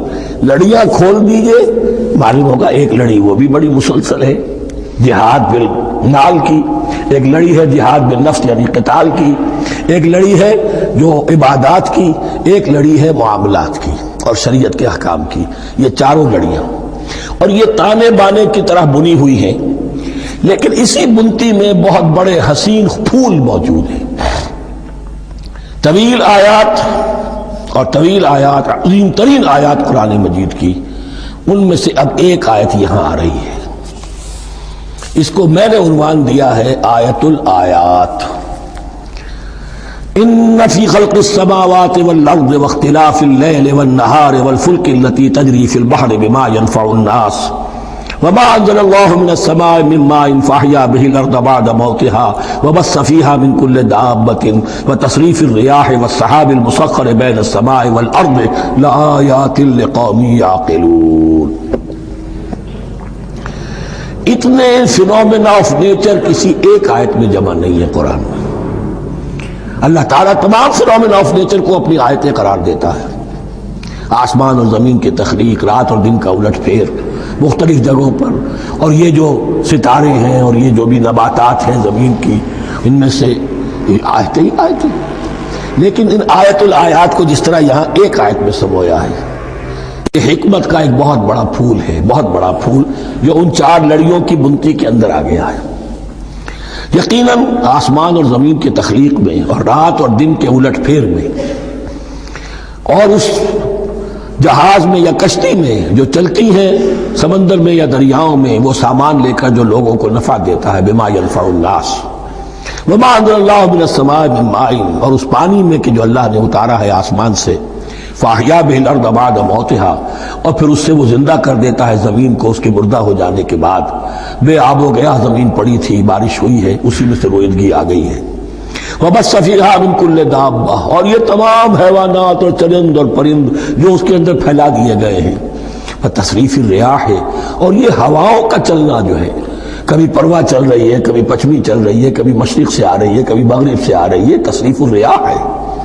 والسحاب المسخر بین السماء والارض، اور ان بادلوں میں کہ جو معلق کر دیے گئے آسمان اور زمین کے درمیان، لآیات لقوم یعقلون، ان سب میں آیات ہیں، نشانیاں ہیں ان لوگوں کے لیے جو عقل سے کام لیں۔ ان کو دیکھو اور ان کے خالق کو، مدبر کو پہچانو۔ آیات ہے، اور ان کے آیات کے پہچاننے کا جو عملی نتیجہ نکلنا چاہیے، اور جس کو عام طور پر لوگ نہیں پہنچ پاتے جس تک، اب اگلی آیت میں اس کا تذکرہ ہے۔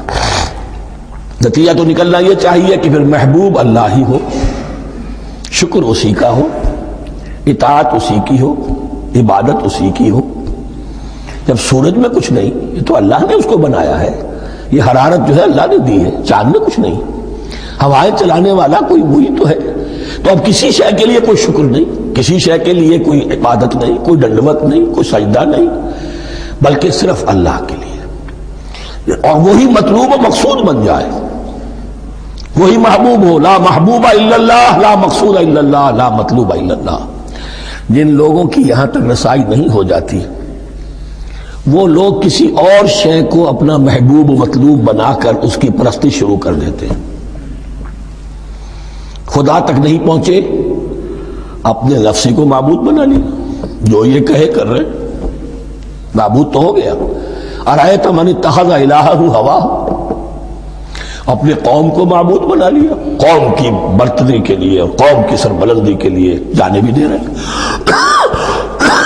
وطن کو معبود بنا لیا۔ اس حقیقت کو علامہ اقبال نے سمجھا ہے، اس دور کا سب سے بڑا بت وطن ہے۔ اس دور میں میں اور ہے، جام اور ہے، جم اور، ساقی نے بنا کی روش لطف و ستم اور، تہذیب کے آزر نے ترشوائے صنم اور، مسلم نے بھی تعمیر کیا اپنا حرم اور، ان تازہ خداؤں میں بڑا سب سے وطن ہے، جو پیرہن اس کا ہے وہ مذہب کا کفن ہے۔ نیشنلزم، ٹیریٹوریل، وطنی قومیت، وطن کی جے، یہ معبود بنائے بیٹھے۔ تو اب یہاں سنیے، وَمِنَ النَّاسِ، اور لوگوں میں سے کچھ ایسے بھی ہیں، مَن يَتَّخِذُ مِن دُونِ اللَّهِ أَندَادًا، جو اللہ کو چھوڑ کر کچھ اور چیزوں کو اس کا مد مقابل بنا دیتے ہیں۔ وطن کو بنا لیا، قوم کو بنا لیا، ہیومنزم، انسانیت، نوع انسانی، ہم اس کے خدمتگار ہیں، ہم اس کی بہتری کے لیے کام کر رہے ہیں، یہ بھی ایک معبود بن گیا۔ اور سب سے گھٹیا انسان وہ ہے کہ اپنے ہی حسن کا دیوانہ بنا پھرتا ہوں، اپنا ہی نفس ہے، اسی کے گر چکر لگا رہا ہے، وہی حریم ہے اس کا، وہی حرم ہے اس کا، اور وہ طواف کر رہا ہے اپنے نفس کا، تو وہ بھی تو اس کا ایک معبود ہے۔ لوگوں میں سے وہ بھی ہیں کہ جو اللہ کو چھوڑ کر کسی اور چیز کو اس کا مد مقابل بنا دیتے ہیں۔ یحبونہم کحب اللہ، اور ان سے محبت کرنے لگتے ہیں جیسی کہ اللہ سے کرنی چاہیے۔ یہ فلسفہ ہے اصل میں، ہندی میں سے آدرش کہتے ہیں، عربی میں نصب العین، انگلش میں آئیڈیل۔ ہر باشعور انسان کسی شے کو اپنا آئیڈیل بناتا ہے اور اس سے پھر محبت کرتا ہے، اس کے لیے جیتا ہے، اس کے لیے مرتا ہے، قربانیاں دیتا ہے، اثار کرتا ہے، قوم کے لیے قربانی، وطن کے لیے قربانی، فلاح کے لیے قربانی، خود اپنی ذات کے لیے قربانی۔ یحبونہ کحب اللہ، یہ سارے کام تو اللہ کے لیے کرنے کے تھے، جیو اللہ کے لیے، مرو اللہ کے لیے، محبت اس سے کرو۔ ان صلاتی و نسکی و محیای و مماتی للہ رب العالمین۔ تم نے اپنی یہ ساری نسبتیں کسی اور شے کے ساتھ وابستہ کر دی، تم نے اللہ کا مد مقابل تراش لیا۔ می تراشر فکر ما ہر دم خدا بندے دیگر، رست از یک بند تا افتاد در بندے دیگر۔ انسان معبود تراشتا رہتا ہے اپنے ذہن سے، اور ان کے لیے محبت کرتا ہے، جانے دیتا ہے، قربانیاں دیتا ہے۔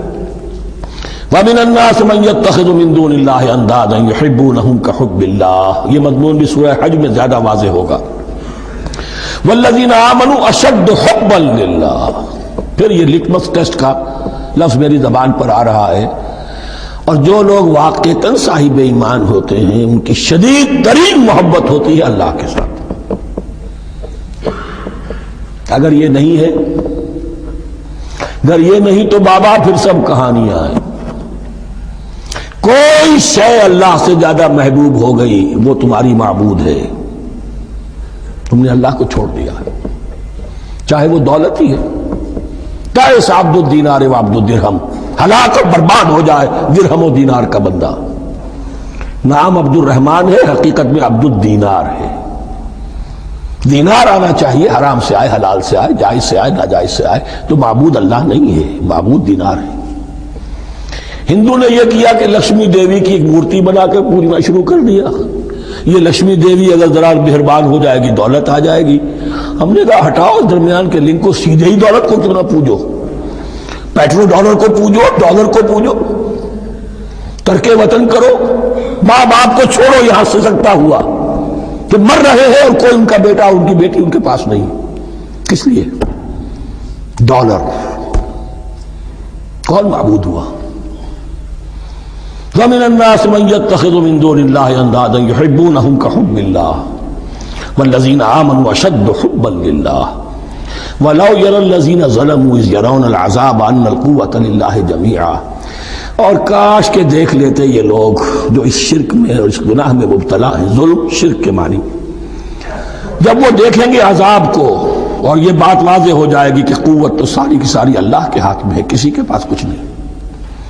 वअन्नल्लाह शदीदुल इक़ाब, और यह कि अल्लाह सजा शदीदुल अज़ाब, अल्लाह सजा देने में बहुत सख्त है। उस वक्त आंख खुलेगी तो फायदा क्या होगा? अब आंख खुले तो फायदा है। इस्तबर्रा अल्लज़ीना तुबिऊ मिनल्लज़ीना तबऊ। अब इंसानी माशरे के अंदर यह होता है, कुछ लोग होते हैं लीडर लोग जो अपने पीछे लोगों को लगा लेते हैं, चाहे डेमागॉग्स हो, चाहे मजहबी जो है वो मसनदों के वाली हो, अपने पीछे लगाते हैं। और उनके पीछे लगने वाले जो हैं वो ये समझते हुए उनकी इज्जत भी है, उनका एहतराम भी है, उनके नीचे दबे भी हुए, उनका पीछे पीछे चलते हैं। क़यामत के दिन वो तबर्रा करेंगे, इन तुमने हमें मरवाया, हम तुम्हारी पैरवी करते रहे, हमने समझा तुम जो कह रहे हो वो ठीक है, हमने तुम्हें अपना लीडर माना। अब वो ऐलान बरात करेंगे, अल्लाह हमारा इनसे कोई ताल्लुक नहीं। इस्तबर्रा अल्लज़ीना तुबिऊ, और उसके जवाब में फिर वो करेंगे हमारा तुमसे कोई ताल्लुक नहीं। इस रोज के जिन लोगों का इत्तिबा किया गया था दुनिया में, लीडर लोग, वो उन लोगों से जिन्होंने पैरवी की थी उनसे तबर्रा करेंगे। वराबुल अज़ाब व तक़त्तअत बिहिमुल अस्बाब, और वो देख लेंगे अजाब को, निगाहों के सामने जहन्नम आ जाएगी और तमाम रिश्ते मुनक़ते हो जाएंगे। यौम यफ़िरुल मर्उ मिन अख़ीहि व उम्मिहि व अबीहि व साहिबतिहि व बनीहि लिकुल्लि इम्रिइन मिनहुम यौमइज़िन शअनुन युग़नीहि यवद्दुल मुजरिमु लौ यफ़्तदी मिन अज़ाबि यौमइज़िन बिबनीहि व साहिबतिहि व अख़ीहि व फ़सीलतिहि अल्लती तुवीहि व मन फ़िल अर्दि जमीअन सुम्मा युनजीहि। हर इंसान चाहेगा मेरे बाप को, बेटे को, भाई को, माँ को, बीवी को, औलाद को, तमाम इंसानों को छोड़ दो जहन्नम में, खुदा के लिए किसी तरह मुझे बचा लो। तक़त्तअत बिहिमुल अस्बाब, सारे रिश्ते मुनक़ते हो जाएंगे जिन रिश्तों की वजह से हराम को हलाल और हलाल को हराम कर रहे हो, जिनकी दिलजोई के लिए हराम की कमाई करते हो, जिनकी दिलजोई के लिए दीन के रास्ते से आगे नहीं बढ़ रहे हो, दीन के रास्ते में बीवी नाराज ना हो जाए, घर वाले नाराज ना हो जाए, तक़त्तअत बिहिमुल अस्बाब, ये सारे रिश्ते यहीं तक के लिए खत्म हो जाए। वक़ाल अल्लज़ीना तबऊ, और जो उनके पैरोकार थे वो कहेंगे लौ अन्न लना कर्रतन, अगर कहीं हमें दुनिया में लौटना नसीब हो जाए, फनतबर्रा मिनहुम कमा तबर्रऊ मिन्ना, तो हम भी इनसे इसी तरह बरात करेंगे जैसे आज ये हमसे बरात कर रहे हैं।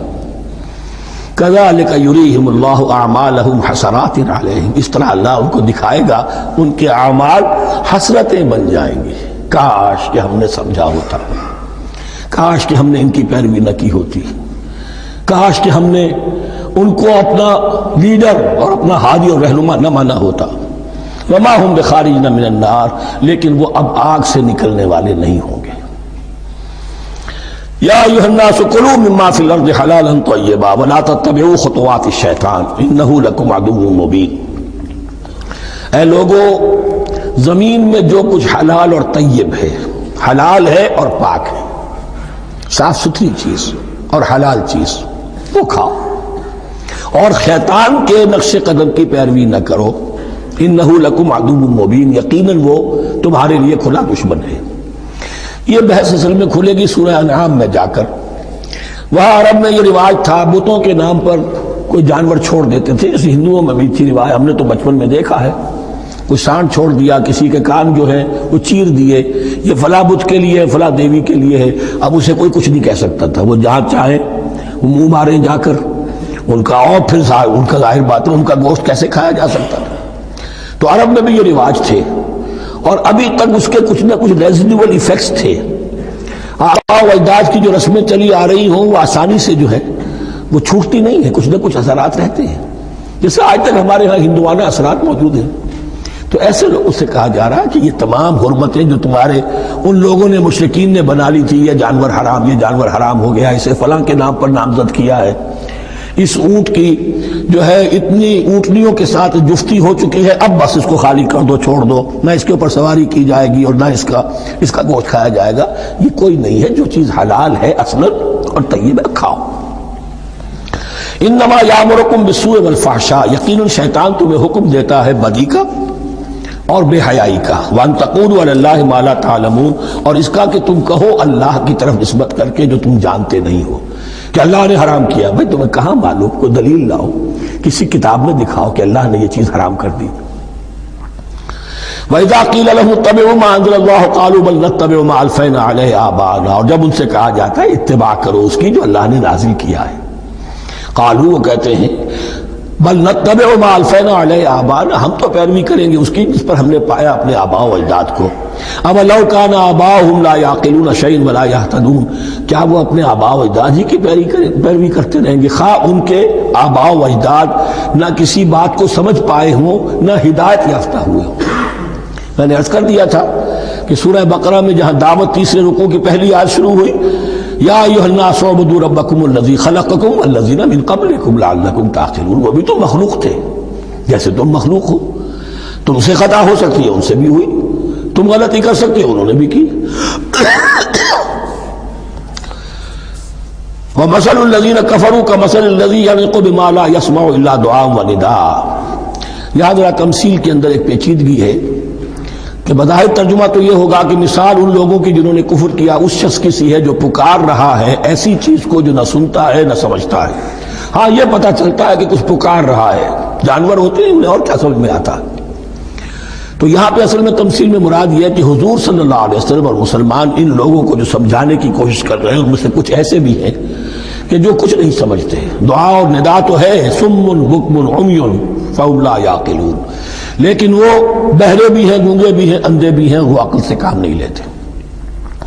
یا ایھا الذین آمنوا کلوا من طیبات ما رزقناکم، اے اہل ایمان کھاؤ ان تمام پاکیزہ چیزوں میں سے جو ہم نے تمہیں دی ہیں، واشکروا للہ، اللہ کا شکر ادا کرو، ان کنتم ایاہ تعبدون، اگر تم واقعتاً اسی کی عبادت کرنے والے ہو۔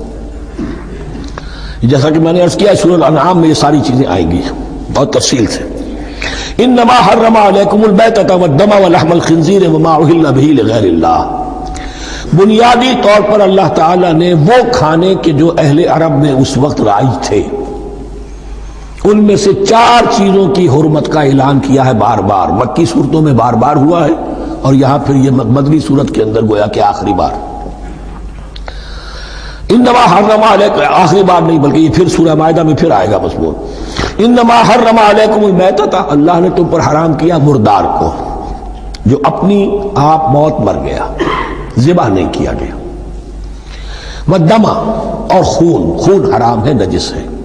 اسی لیے جو ذبح کرنے کا ہمارا طریقہ ہے وہ یہ ہے کہ صرف گردن کو کاٹا جائے تاکہ اس میں شریانے وغیرہ کٹ جائے اور اکثر جو ہے خون جسم کا نکل جائے۔ اگر جھٹکا کیا جائے جیسے سکھ کرتے تھے، ایک ہی تلوار کے وار سے گردن اڑا دی بکری کی، یا یہ کہ جیسے کہ یورپ وغیرہ میں ہوتا ہے، تو پھر وہ خون اندر رہ جاتا ہے جسم کے، اس کے اندر پھر وہ اینٹھن نہیں ہوتی اس حیوان کے جسم میں کہ جس سے خون جو ہے وہ باہر چلا جائے۔ تو وہ لحم الخنزیر، اور تیسری چیز ہے خنزیر کا گوشت، اور چوتھی چیز وما اہل بہ لغیر اللہ، اور وہ کہ جس پر پکارا گیا ہو کسی کا نام اللہ کے سوا۔ اب اس میں ایک چیز تو یہ ہے کہ جسی شے کو ذبح کرتے ہوئے کسی بت کا، کسی دیوی کا، کسی دیوتا کا تذکرہ کیا، وہ تو حرام مطلق ہو ہی گیا، اس کا گوشت کھانا حرام مطلق ہے۔ لیکن اسی کے تابع یہ ہوگا کسی بزرگ کا قرب حاصل کرنے کے لیے اس کے مزار پر لے جا کر وہاں ذبح کیا جا رہا ہے، پوچھیں گے تو ہم تو اللہ کے لیے ذبح کر رہے ہیں، تو اللہ کے لیے تو اپنے گھر میں بھی کر سکتے تھے ذبح، یہاں کیوں لائے ہو؟ اس کو تم نے کسی اعتبار سے اس صاحب قبر کا جو ہے اس کا تقرب حاصل کرنے کا ذریعہ بنایا۔ یہ چیزیں بھی اسی کے تابع ہو جائیں گی۔ اللہ کے لیے کرنا ہے تو ہر جگہ کر سکتے ہو، ہم تو صرف ایصال ثواب کے لیے کر رہے ہیں، تو اپنے گھر میں بیٹھ کر کرو گے تو کیا ایصال ثواب نہیں ہو جائے گا؟ ٹھیک ہے اللہ ہم یہ خرچ کر رہے ہیں، ہم نے یہ جانور ذبح کیا ہے تیرے لیے، اس کا ثواب جو ہے فلاح کو پہنچا دے۔ یہ ہے چار چیزیں بنیادی طور پر۔ فمن اضطر غیر باغ ولا عاد، ان میں بھی ایک رعایت ہے، اگر کوئی مضطر ہو گیا ہے، مجبور ہو گیا ہے، جان نکل رہی ہے اور کوئی شے کھانے کو نہیں، لیکن دو شرطیں پوری ہو، غیر باغ ولا عاد، وہ اس حرام کی طرف رغبت نہ رکھتا ہو اور نہ جو ناگزیر حد ہے جان بچانے کی اس سے آگے بڑھے۔ صرف جان بچانے کے لیے مردار کا گوشت بھی کھا سکتا ہے، سور کا گوشت بھی کھا سکتا ہے، جو بھی چاہے، جان بچانے کے لیے یہ رخصت ہے، لیکن اس شے کی طرف کوئی رغبت اور میلان طبیعت میں نہ ہو، یہ اللہ تو جانتا ہے۔ اگر تو معاملہ اس سے ہے تو اس سے تو چھپی ہوئی بات نہیں ہے، اور جتنا ناگزیر ہے جان بچانے کے لیے اس سے آگے نہ بڑھے۔ فلا اسم علیہ، ان دو شرطوں کے ساتھ جان بچانے کے لیے حرام چیز بھی کھائی جا سکتی ہے۔ ان اللہ غفور الرحیم، یقیناً اللہ غفور الرحیم ہے۔ ان الذین یکتمون ما انزل اللہ من الکتاب ویشترون بہ ثمنا قلیلا، یقیناً وہ لوگ جو چھپاتے ہیں اس کو جو اللہ نے نازل کیا ہے کتاب میں سے اور فروخت کرتے ہیں انہیں بہت حقیر سی قیمت پر، اولئک ما یاکلون فی بطونہم الا النار، یہ لوگ نہیں بھر رہے اپنے پیٹوں میں مگر آگ۔ ولا یکلمہم اللہ یوم القیامہ، اللہ ان سے کلام نہیں کرے گا قیامت کے دن۔ ولا یزکیہم، نہ انہیں پاک کرے گا۔ ولہم عذاب علیم، ان کے لیے دردناک عذاب ہے۔ اولئک الذین اشتروا الضلالۃ بالہدی، یہ ہے وہ لوگ کہ جنہوں نے ہدایت دے کر ضلالت خرید لی ہے۔ والعذاب بالمغفرہ، اور مغفرت اللہ کی اپنے ہاتھ سے دے کر عذاب خرید لیا ہے۔ فما اصبرہم علی النار، تو کتنا ہے ان کا حوصلہ آگ کے لیے، بڑے صابر ہیں اس جہنم کی آگ کے لیے، کس طرح تیاری کر رہے ہیں۔ ذالک بان اللہ نزل الکتاب بالحق، یہ اس لیے کہ اللہ نے تو کتاب نازل کی حق کے ساتھ۔ وان الذین اختلفوا فی الکتاب لفی شقاق بعید، اور یقیناً جن لوگوں نے کتاب اور شریعت میں پھر یہ پگڈنڈیاں نکالی، اختلاف کی، وہ بڑی ہی دشمنی میں اور بڑی شقاوت کے اندر مبتلا ہو گئے، اس کی روح سے ناشنا ہو جاتا ہے۔ تو وہ ایسا ہوتا ہے کہ مچھر چھانتے ہیں اور سموچے اونٹ نکل جاتے ہیں۔ سودی کاروبار تم بھی کرو ہم بھی کریں گے، نہ تم ہمیں چھیڑو نہ ہم تمہیں چھیڑیں گے، ساری بحث ہوگی رفع یدین پر ہے کہ نہیں ہے، اور نماز ہو گئی کہ نہیں ہو گئی، تراویح 8 ہے کہ 20 ہے، ساری بحث اس پر ہوگی۔ تو یہ جو تصورات ہیں نیکی کے پرورٹڈ، کہ جیسے اندھوں نے ایک ہاتھی کو دیکھ کر اندازہ کرنا چاہا وہ کیسا ہے، جس نے اس کے پیر کو ٹٹول لیا، اس نے کہا ستون کے مانند ہے، جس کا ہاتھ پڑ گیا اس کے کان پر، اس کا چھاج کی طرح ہے ہاتھی۔ تو مختلف جو ہے اڑائے کچھ ورق لالے نے، کچھ نرگس نے، کچھ گل نے، چمن میں ہر طرف بکھری ہوئی ہے داستان میری۔ تو نیکی کا یہ تصور جو ہے تقسیم ہو گیا۔ یہ آیت قرآن مجید کی اس اعتبار سے عظیم ترین آیت ہے۔ نیکی کی حقیقت، اس کی جڑ کیا ہے، بنیاد کیا ہے، اس کی روح کیا ہے، اس کے مظاہر کیا ہے، مظاہر میں اولین شے کون سی ہے، ثانین کون سی ہے، ثالثاً کون سی ہے، اور اس پر ایک پورا علم الاخلاق جو قرآن کا ایک مکمل کتاب تصنیف کی جا سکتی ہے۔ ایتھکس، قرآنک ایتھکس کے لیے یہ آیت ایک یوں سمجھیے کہ جڑ اور بنیاد ہے۔ لیکن یہ سمجھ لیں کہ یہ آیت یہاں آئی کیوں ہے۔ پس منظر میں وہی تحویل قبلہ ابھی ہے۔ تحویل قبلہ کے 4 رکوع 15 16 17 18 یہ تو سالڈ ہے۔ اس سے پہلے 14ویں رکوع میں آیت تھی للہ المشرق والمغرب فأینما تولوا فثم وجہ اللہ۔ ادھر بھی پھر اتنی آیتیں چھوڑ کر، اتنا چھوڑ کر پھر گئی لیس البر ان تولوا وجوہکم قبل المشرق والمغرب، نیکی یہی نہیں ہے کہ تم اپنے مشرق اور مغرب کی طرف پھیر دو۔ یہ نہیں کہا یہ نیکی نہیں ہے، نیکی یہی نہیں ہے، یہ بھی نیکی ہے۔ جو ظاہر ہوگا نیکی کا وہ بھی نیکی ہے، لیکن اصل سے اس کا باطن ہے۔ باطن صحیح ہے، نیک ہے، تو حقیقت میں نیکی نیک ہے، ورنہ نہیں۔ ولیکن البر، بلکہ نیکی تو اس کی ہے۔ اب یہاں سے شروع ہوا جو نیکی کی جڑ ہے، بنیاد ہے۔ من آمن باللہ والیوم الآخر والملائکۃ والکتاب والنبیین، سب سے پہلے ایمان، تاکہ تصحیح نیت ہو جائے۔ یہ جو ایمان لائے اللہ پر، یعنی جو نیکی کر رہا ہے صرف اللہ سے اجر کا طالب ہے۔ والیوم الآخر، اور قیامت کے دن پر کہ اس کا کوئی اجر دنیا میں نہیں، صرف آخرت میں مطلوب ہے۔ ورنہ آدمی سوداگری کرے، دکانداری کرے، کپڑا بیچے، کچھ اور بیچے، دین تو نہ بیچے۔ دین کا کام کر رہا ہے تو اس کے لیے سوائے اخروی نجات کے اور سوائے اللہ کے رضا کے کوئی اور شے مقصود نہ ہو۔ والملائکۃ والکتاب والنبیین، اور ایمان لایا فرشتوں پر اور کتابوں پر اور انبیاء پر، یہ تینوں مل کر ایک یونٹ بنتے ہیں۔ فرشتہ لایا دین، کتاب بن گئی اور انبیاء پر آئی وہ کتاب۔ ایمان بالرسالت کا تعلق نیکی کے ساتھ یہ ہے کہ نیکی کا ایک مجسمہ تمہارے سامنے رہے، آئیڈیل، اسوہ، ایسا نہ ہو کہ اونچ نیچ ہو جائے۔ نیکیوں میں بھی ایسا ہوتا ہے، کوئی جذبات میں ایک طرف کو نکل گیا، کوئی جذبات میں ایک طرف کو نکل گیا۔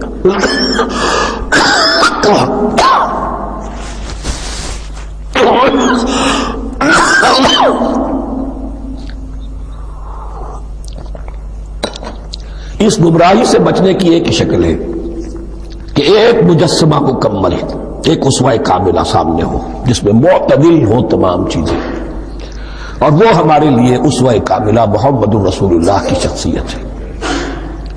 نیکی کے ظاہر کے لیے ہم انہیں معیار سمجھیں گے، جو شے جتنی ان کی سیرت میں ہے اس سے زیادہ نہ ہو، اس سے کم نہ ہو۔ کوشش یہ ہو، آئیڈیل یہ ہو کہ بالکل انسان حضور صلی اللہ علیہ وسلم کے اسوہ کاملہ کی پیروی کرے۔ وَلَكِنَّ الْبِرَّ مَنْ آمَنَ بِاللَّهِ وَالْيَوْمِ الْآخِرِ وَالْمَلَائِكَةِ وَالْكِتَابِ وَالنَّبِيِّينَ وَآتَى الْمَالَ عَلَى حُبِّهِ ذَوِي الْقُرْبَى وَالْيَتَامَى وَالْمَسَاكِينَ وَابْنَ السَّبِيلِ، اور دیا اس نے مال یا دے وہ مال اس کی محبت کے علی الرغم، علی حبہ اللہ کی طرف نہیں ہے، علی حب المال، علی الرغم مال محبوب ہے پھر بھی وہ خرچ کر رہا ہے، ذوی القربہ قرابت داروں پر، والیتامى یتیموں پر، والمساکین محتاجوں پر، وابن السبیل مسافر پر، والسائلین اور مانگنے والوں پر، وفی الرقاب اور لوگوں کی گردنیں چھڑانے میں۔ گویا کہ نیکی کے مظہر میں اولین مظہر یہ ہے انسانی ہمدردی، اگر یہ نہیں ہے تو نیکی نہیں ہے۔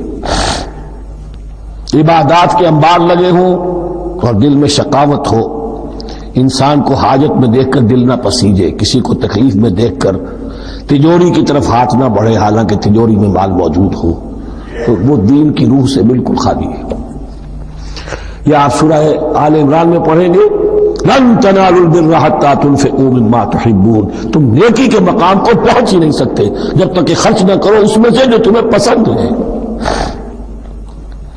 جس سے طبیعت گھبرا گئی، اکتا گئی، کپڑے میں جو بوسیدہ ہو گئے وہ دے دیے، حاتم طائی کی قبر کو لات مار دی، وہ نہیں، جو شے پسند ہے اگر اس میں سے نہیں دیتے تو نیکی کو پہنچ بھی نہیں سکتے، تمہیں ہوا بھی نہیں لگے گی۔ وَأَقَامَ الصَّلَاةَ وَآتَى الزَّكَاةَ، دیکھیے نماز اور زکوٰۃ اب آ رہے ہیں۔ یہ ہے حکمت دین کہ ایک ہے روح دین، وہ ہے ایمان، اور جو اس کے مظاہر ہے، مظہر اول انسانی ہمدردی، نمبر دو ہے پھر نماز اور زکوٰۃ، اور یہاں زکوٰۃ کو علیحدہ ذکر کیا ہے، اور اس آیت کا حضور نے حوالہ دیا، إِنَّ فِي الْمَالِ لَحَقًّا سِوَى الزَّكَاةِ۔ دیکھو کچھ لوگوں نے سمجھا بس ہم نے زکوٰۃ نکال دی تو حق ادا ہو گیا پورا، بڑی بے وقوفی ہے۔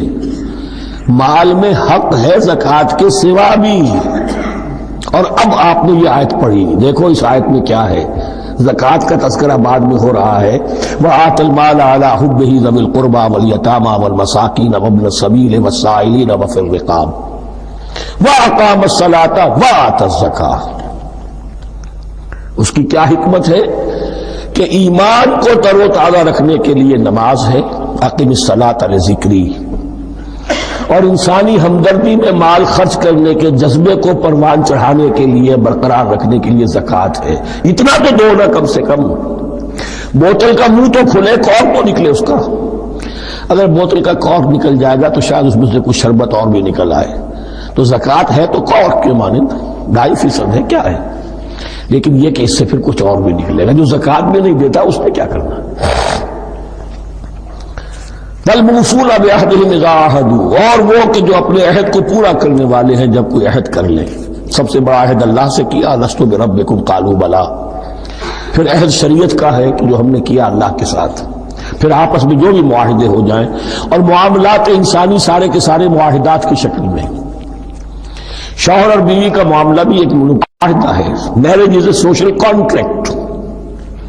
شوہر کی ذمہ داریاں ہیں، اس کے فرائض ہیں، بیوی کی ذمہ داریاں اس کے فرائض ہیں، شوہر کے حقوق ہیں، بیوی کے حقوق ہیں۔ پھر جو بھی امپلائی ریلیشن شپ ہے، معاہدہ ہے، کانٹریکٹ ہے۔ جو ہمارا آپ کا پولیٹیکل سسٹم ہے وہ بھی معاہدوں کے اوپر مبنی ہے، بڑا بزنس جو ہے وہ کانٹریکٹ میں چلتا ہے۔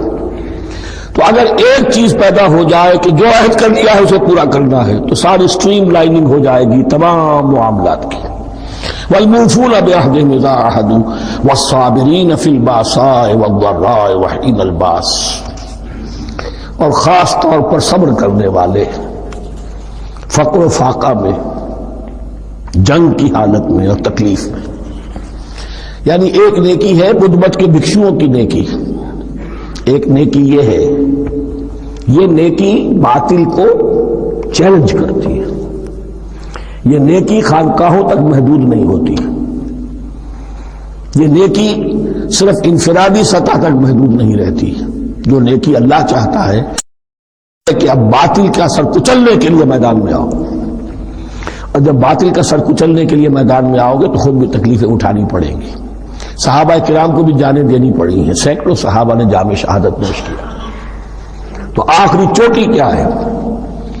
گویا کہ سمم بونم جس کو کہتے ہیں ایتھکس کے اندر، کہ اس نظریہ اخلاق میں سب سے اونچی منزل کون سی ہے؟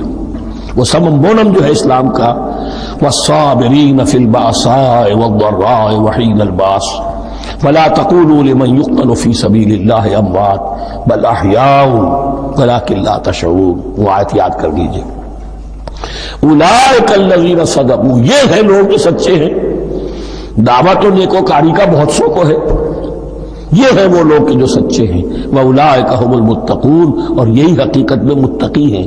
تمہارے ذہنوں میں کوئی اور نقشے بیٹھے ہوئے ہیں، کوئی لباس ہے، وضاقتہ ہے، بس یہ بڑا متقی آدمی ہے۔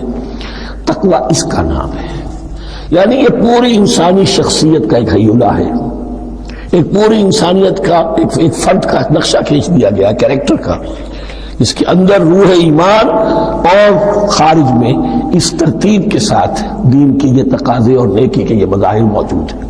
اللہم ربنا اجعلنا منہم، اللہم ربنا اجعلنا منہم۔ اب اس کے بعد کچھ وہی جو معاملات انسانی ہیں اس پر اب بحث، جیسا کہ میں نے کہا تھا کہ ایک لڑی ہے شریعت کی معاملات کی، یہ تو بڑے بڑے پھول جو تھے آیت الآیات اور آیت البر۔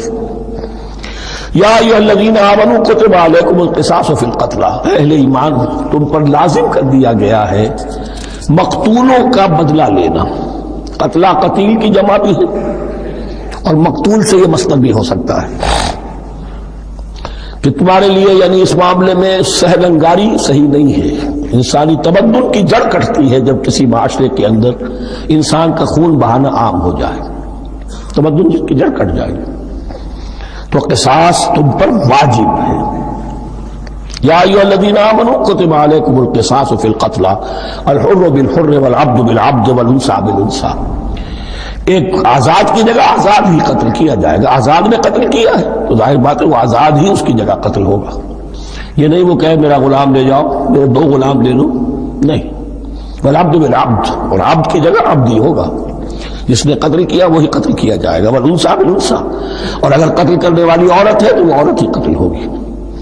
اس میں چونکہ وہاں بہت سے رواج مختلف تھے، بہت سے معیار بھی مختلف تھے، اگر اوسی خزرجی کو قتل کر دے تو 1/3 خون بہا، 3 گنا خون بہا، اور خزرجی اوسی کو قتل کرے تو 1/3 خون بہا، یہ ان کا قانون تھا۔ اسی طرح یہ کہ آزاد میں اور غلام میں فرق تھا، لیکن ہماری شریعت میں اگرچہ یہ طویل بڑا مضمون ہے اور اس میں کافی فقہا کے اقوال ہیں مختلف، لیکن امام ابو حنیفہ رحمۃ اللہ علیہ کا قول یہی ہے کہ تمام مسلمان آپس میں کفو ہیں، برابر ہیں، لہذا یہاں کوئی فرق نہیں کیا جائے گا قتل کے مقدمات میں۔ فمن عفی لہ من اخیہ شیء فاتباع بالمعروف واداء الیہ باحسان، پھر جس کو معاف کر دیا جائے کوئی شے اس کے بھائی کی جانب سے، یعنی جو مقتول ہے اس کے ورثاء اگر کہتے صاحب ہم اس کی جان بخشنے کو تیار ہیں، چاہے وہ خون بہا لے لیں یا ویسے ہی معاف کر دیں، تو جو بھی کچھ خون بہا طے ہوا ہو اداء الیہ باحسان، فاتباع بالمعروف، تو اس کی پیروی کی جائے معروف طریقے پر اور ادائی کی جائے خوبصورتی کے ساتھ. ذالک تخفیف من ربکم ورحمہ، یہ تمہارے رب کی طرف سے تخفیف ہے، آسانی کی ہے اور رحمت ہے، اور اس کی رحمت ہونا بہت واضح ہے. اگر یہ شکل نہ ہو تو پھر قتل در قتل کا سلسلہ جو ہے وہ جاری رہتا ہے. لیکن اگر یہ ہو گیا کہ قاتل کو لا کے سامنے کھڑا کر دیا، لو بھائی اب تمہارے ہاتھ میں اس کی جان ہے، چاہو تو یہ قتل کر دیا جائے گا، چاہو احسان کرنا چاہو بخشنا چاہو ویسے بخش دو، چاہو تو خون بہا لے لو. اس سے کیا ہوگا کہ وہ دشمنیوں کا جو دائرہ ہے وہ پھر سمٹ جاتا ہے، بڑھتا نہیں. اس میں بڑی رحمت ہے اللہ کی طرف سے. قانون جو ہے اسلام میں قتل کا، اس میں مدعی ریاست نہیں ہوتی. آج کل ہمارے ہاں غلطی یہ ہے، مدعی ریاست بن جاتی ہے. یہ مدعی ہوتا ہے یہاں پر جو بھی مقتول کے ورثاء ہیں، اور کسی کو صدر کو کیا صدر کے باپ کو بھی اختیار نہیں ہے کہ کسی قاتل کو معاف کرتا ہے. قاتل کو معاف کرنے کا جو اختیار ہے وہ صرف مقتول کے ورثاء کو ہے، کوئی صدر نہیں کر سکتا. ہمارے دستور میں ہے، پوری شرح پوری شک موجود ہے. فمن اعتدی بعد ذلک فلہ عذاب علیم، جو اس کے بعد بھی حد سے تجاوز کرے گا تو اس کے لیے دردناک اور بہت بڑا عذاب ہوگا.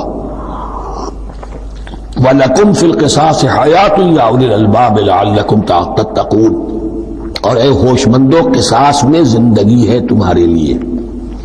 ایک روحانی تصور ہے معاف کر دینا اچھا ہے، اسلام بھی کہتا ہے ان تعفوا وتصفحوا وتغفروا فإن اللہ غفور رحیم. لیکن قتل کے مقدمات میں سہل انگاری جو ہے وہ اچھی نہیں ہے. پیروی شدت کے ساتھ ہونی چاہیے تاکہ اس سے آگے قتل کا سلسلہ بند ہو. وَلَكُمْ فِي الْقِصَاصِ حَيَاةٌ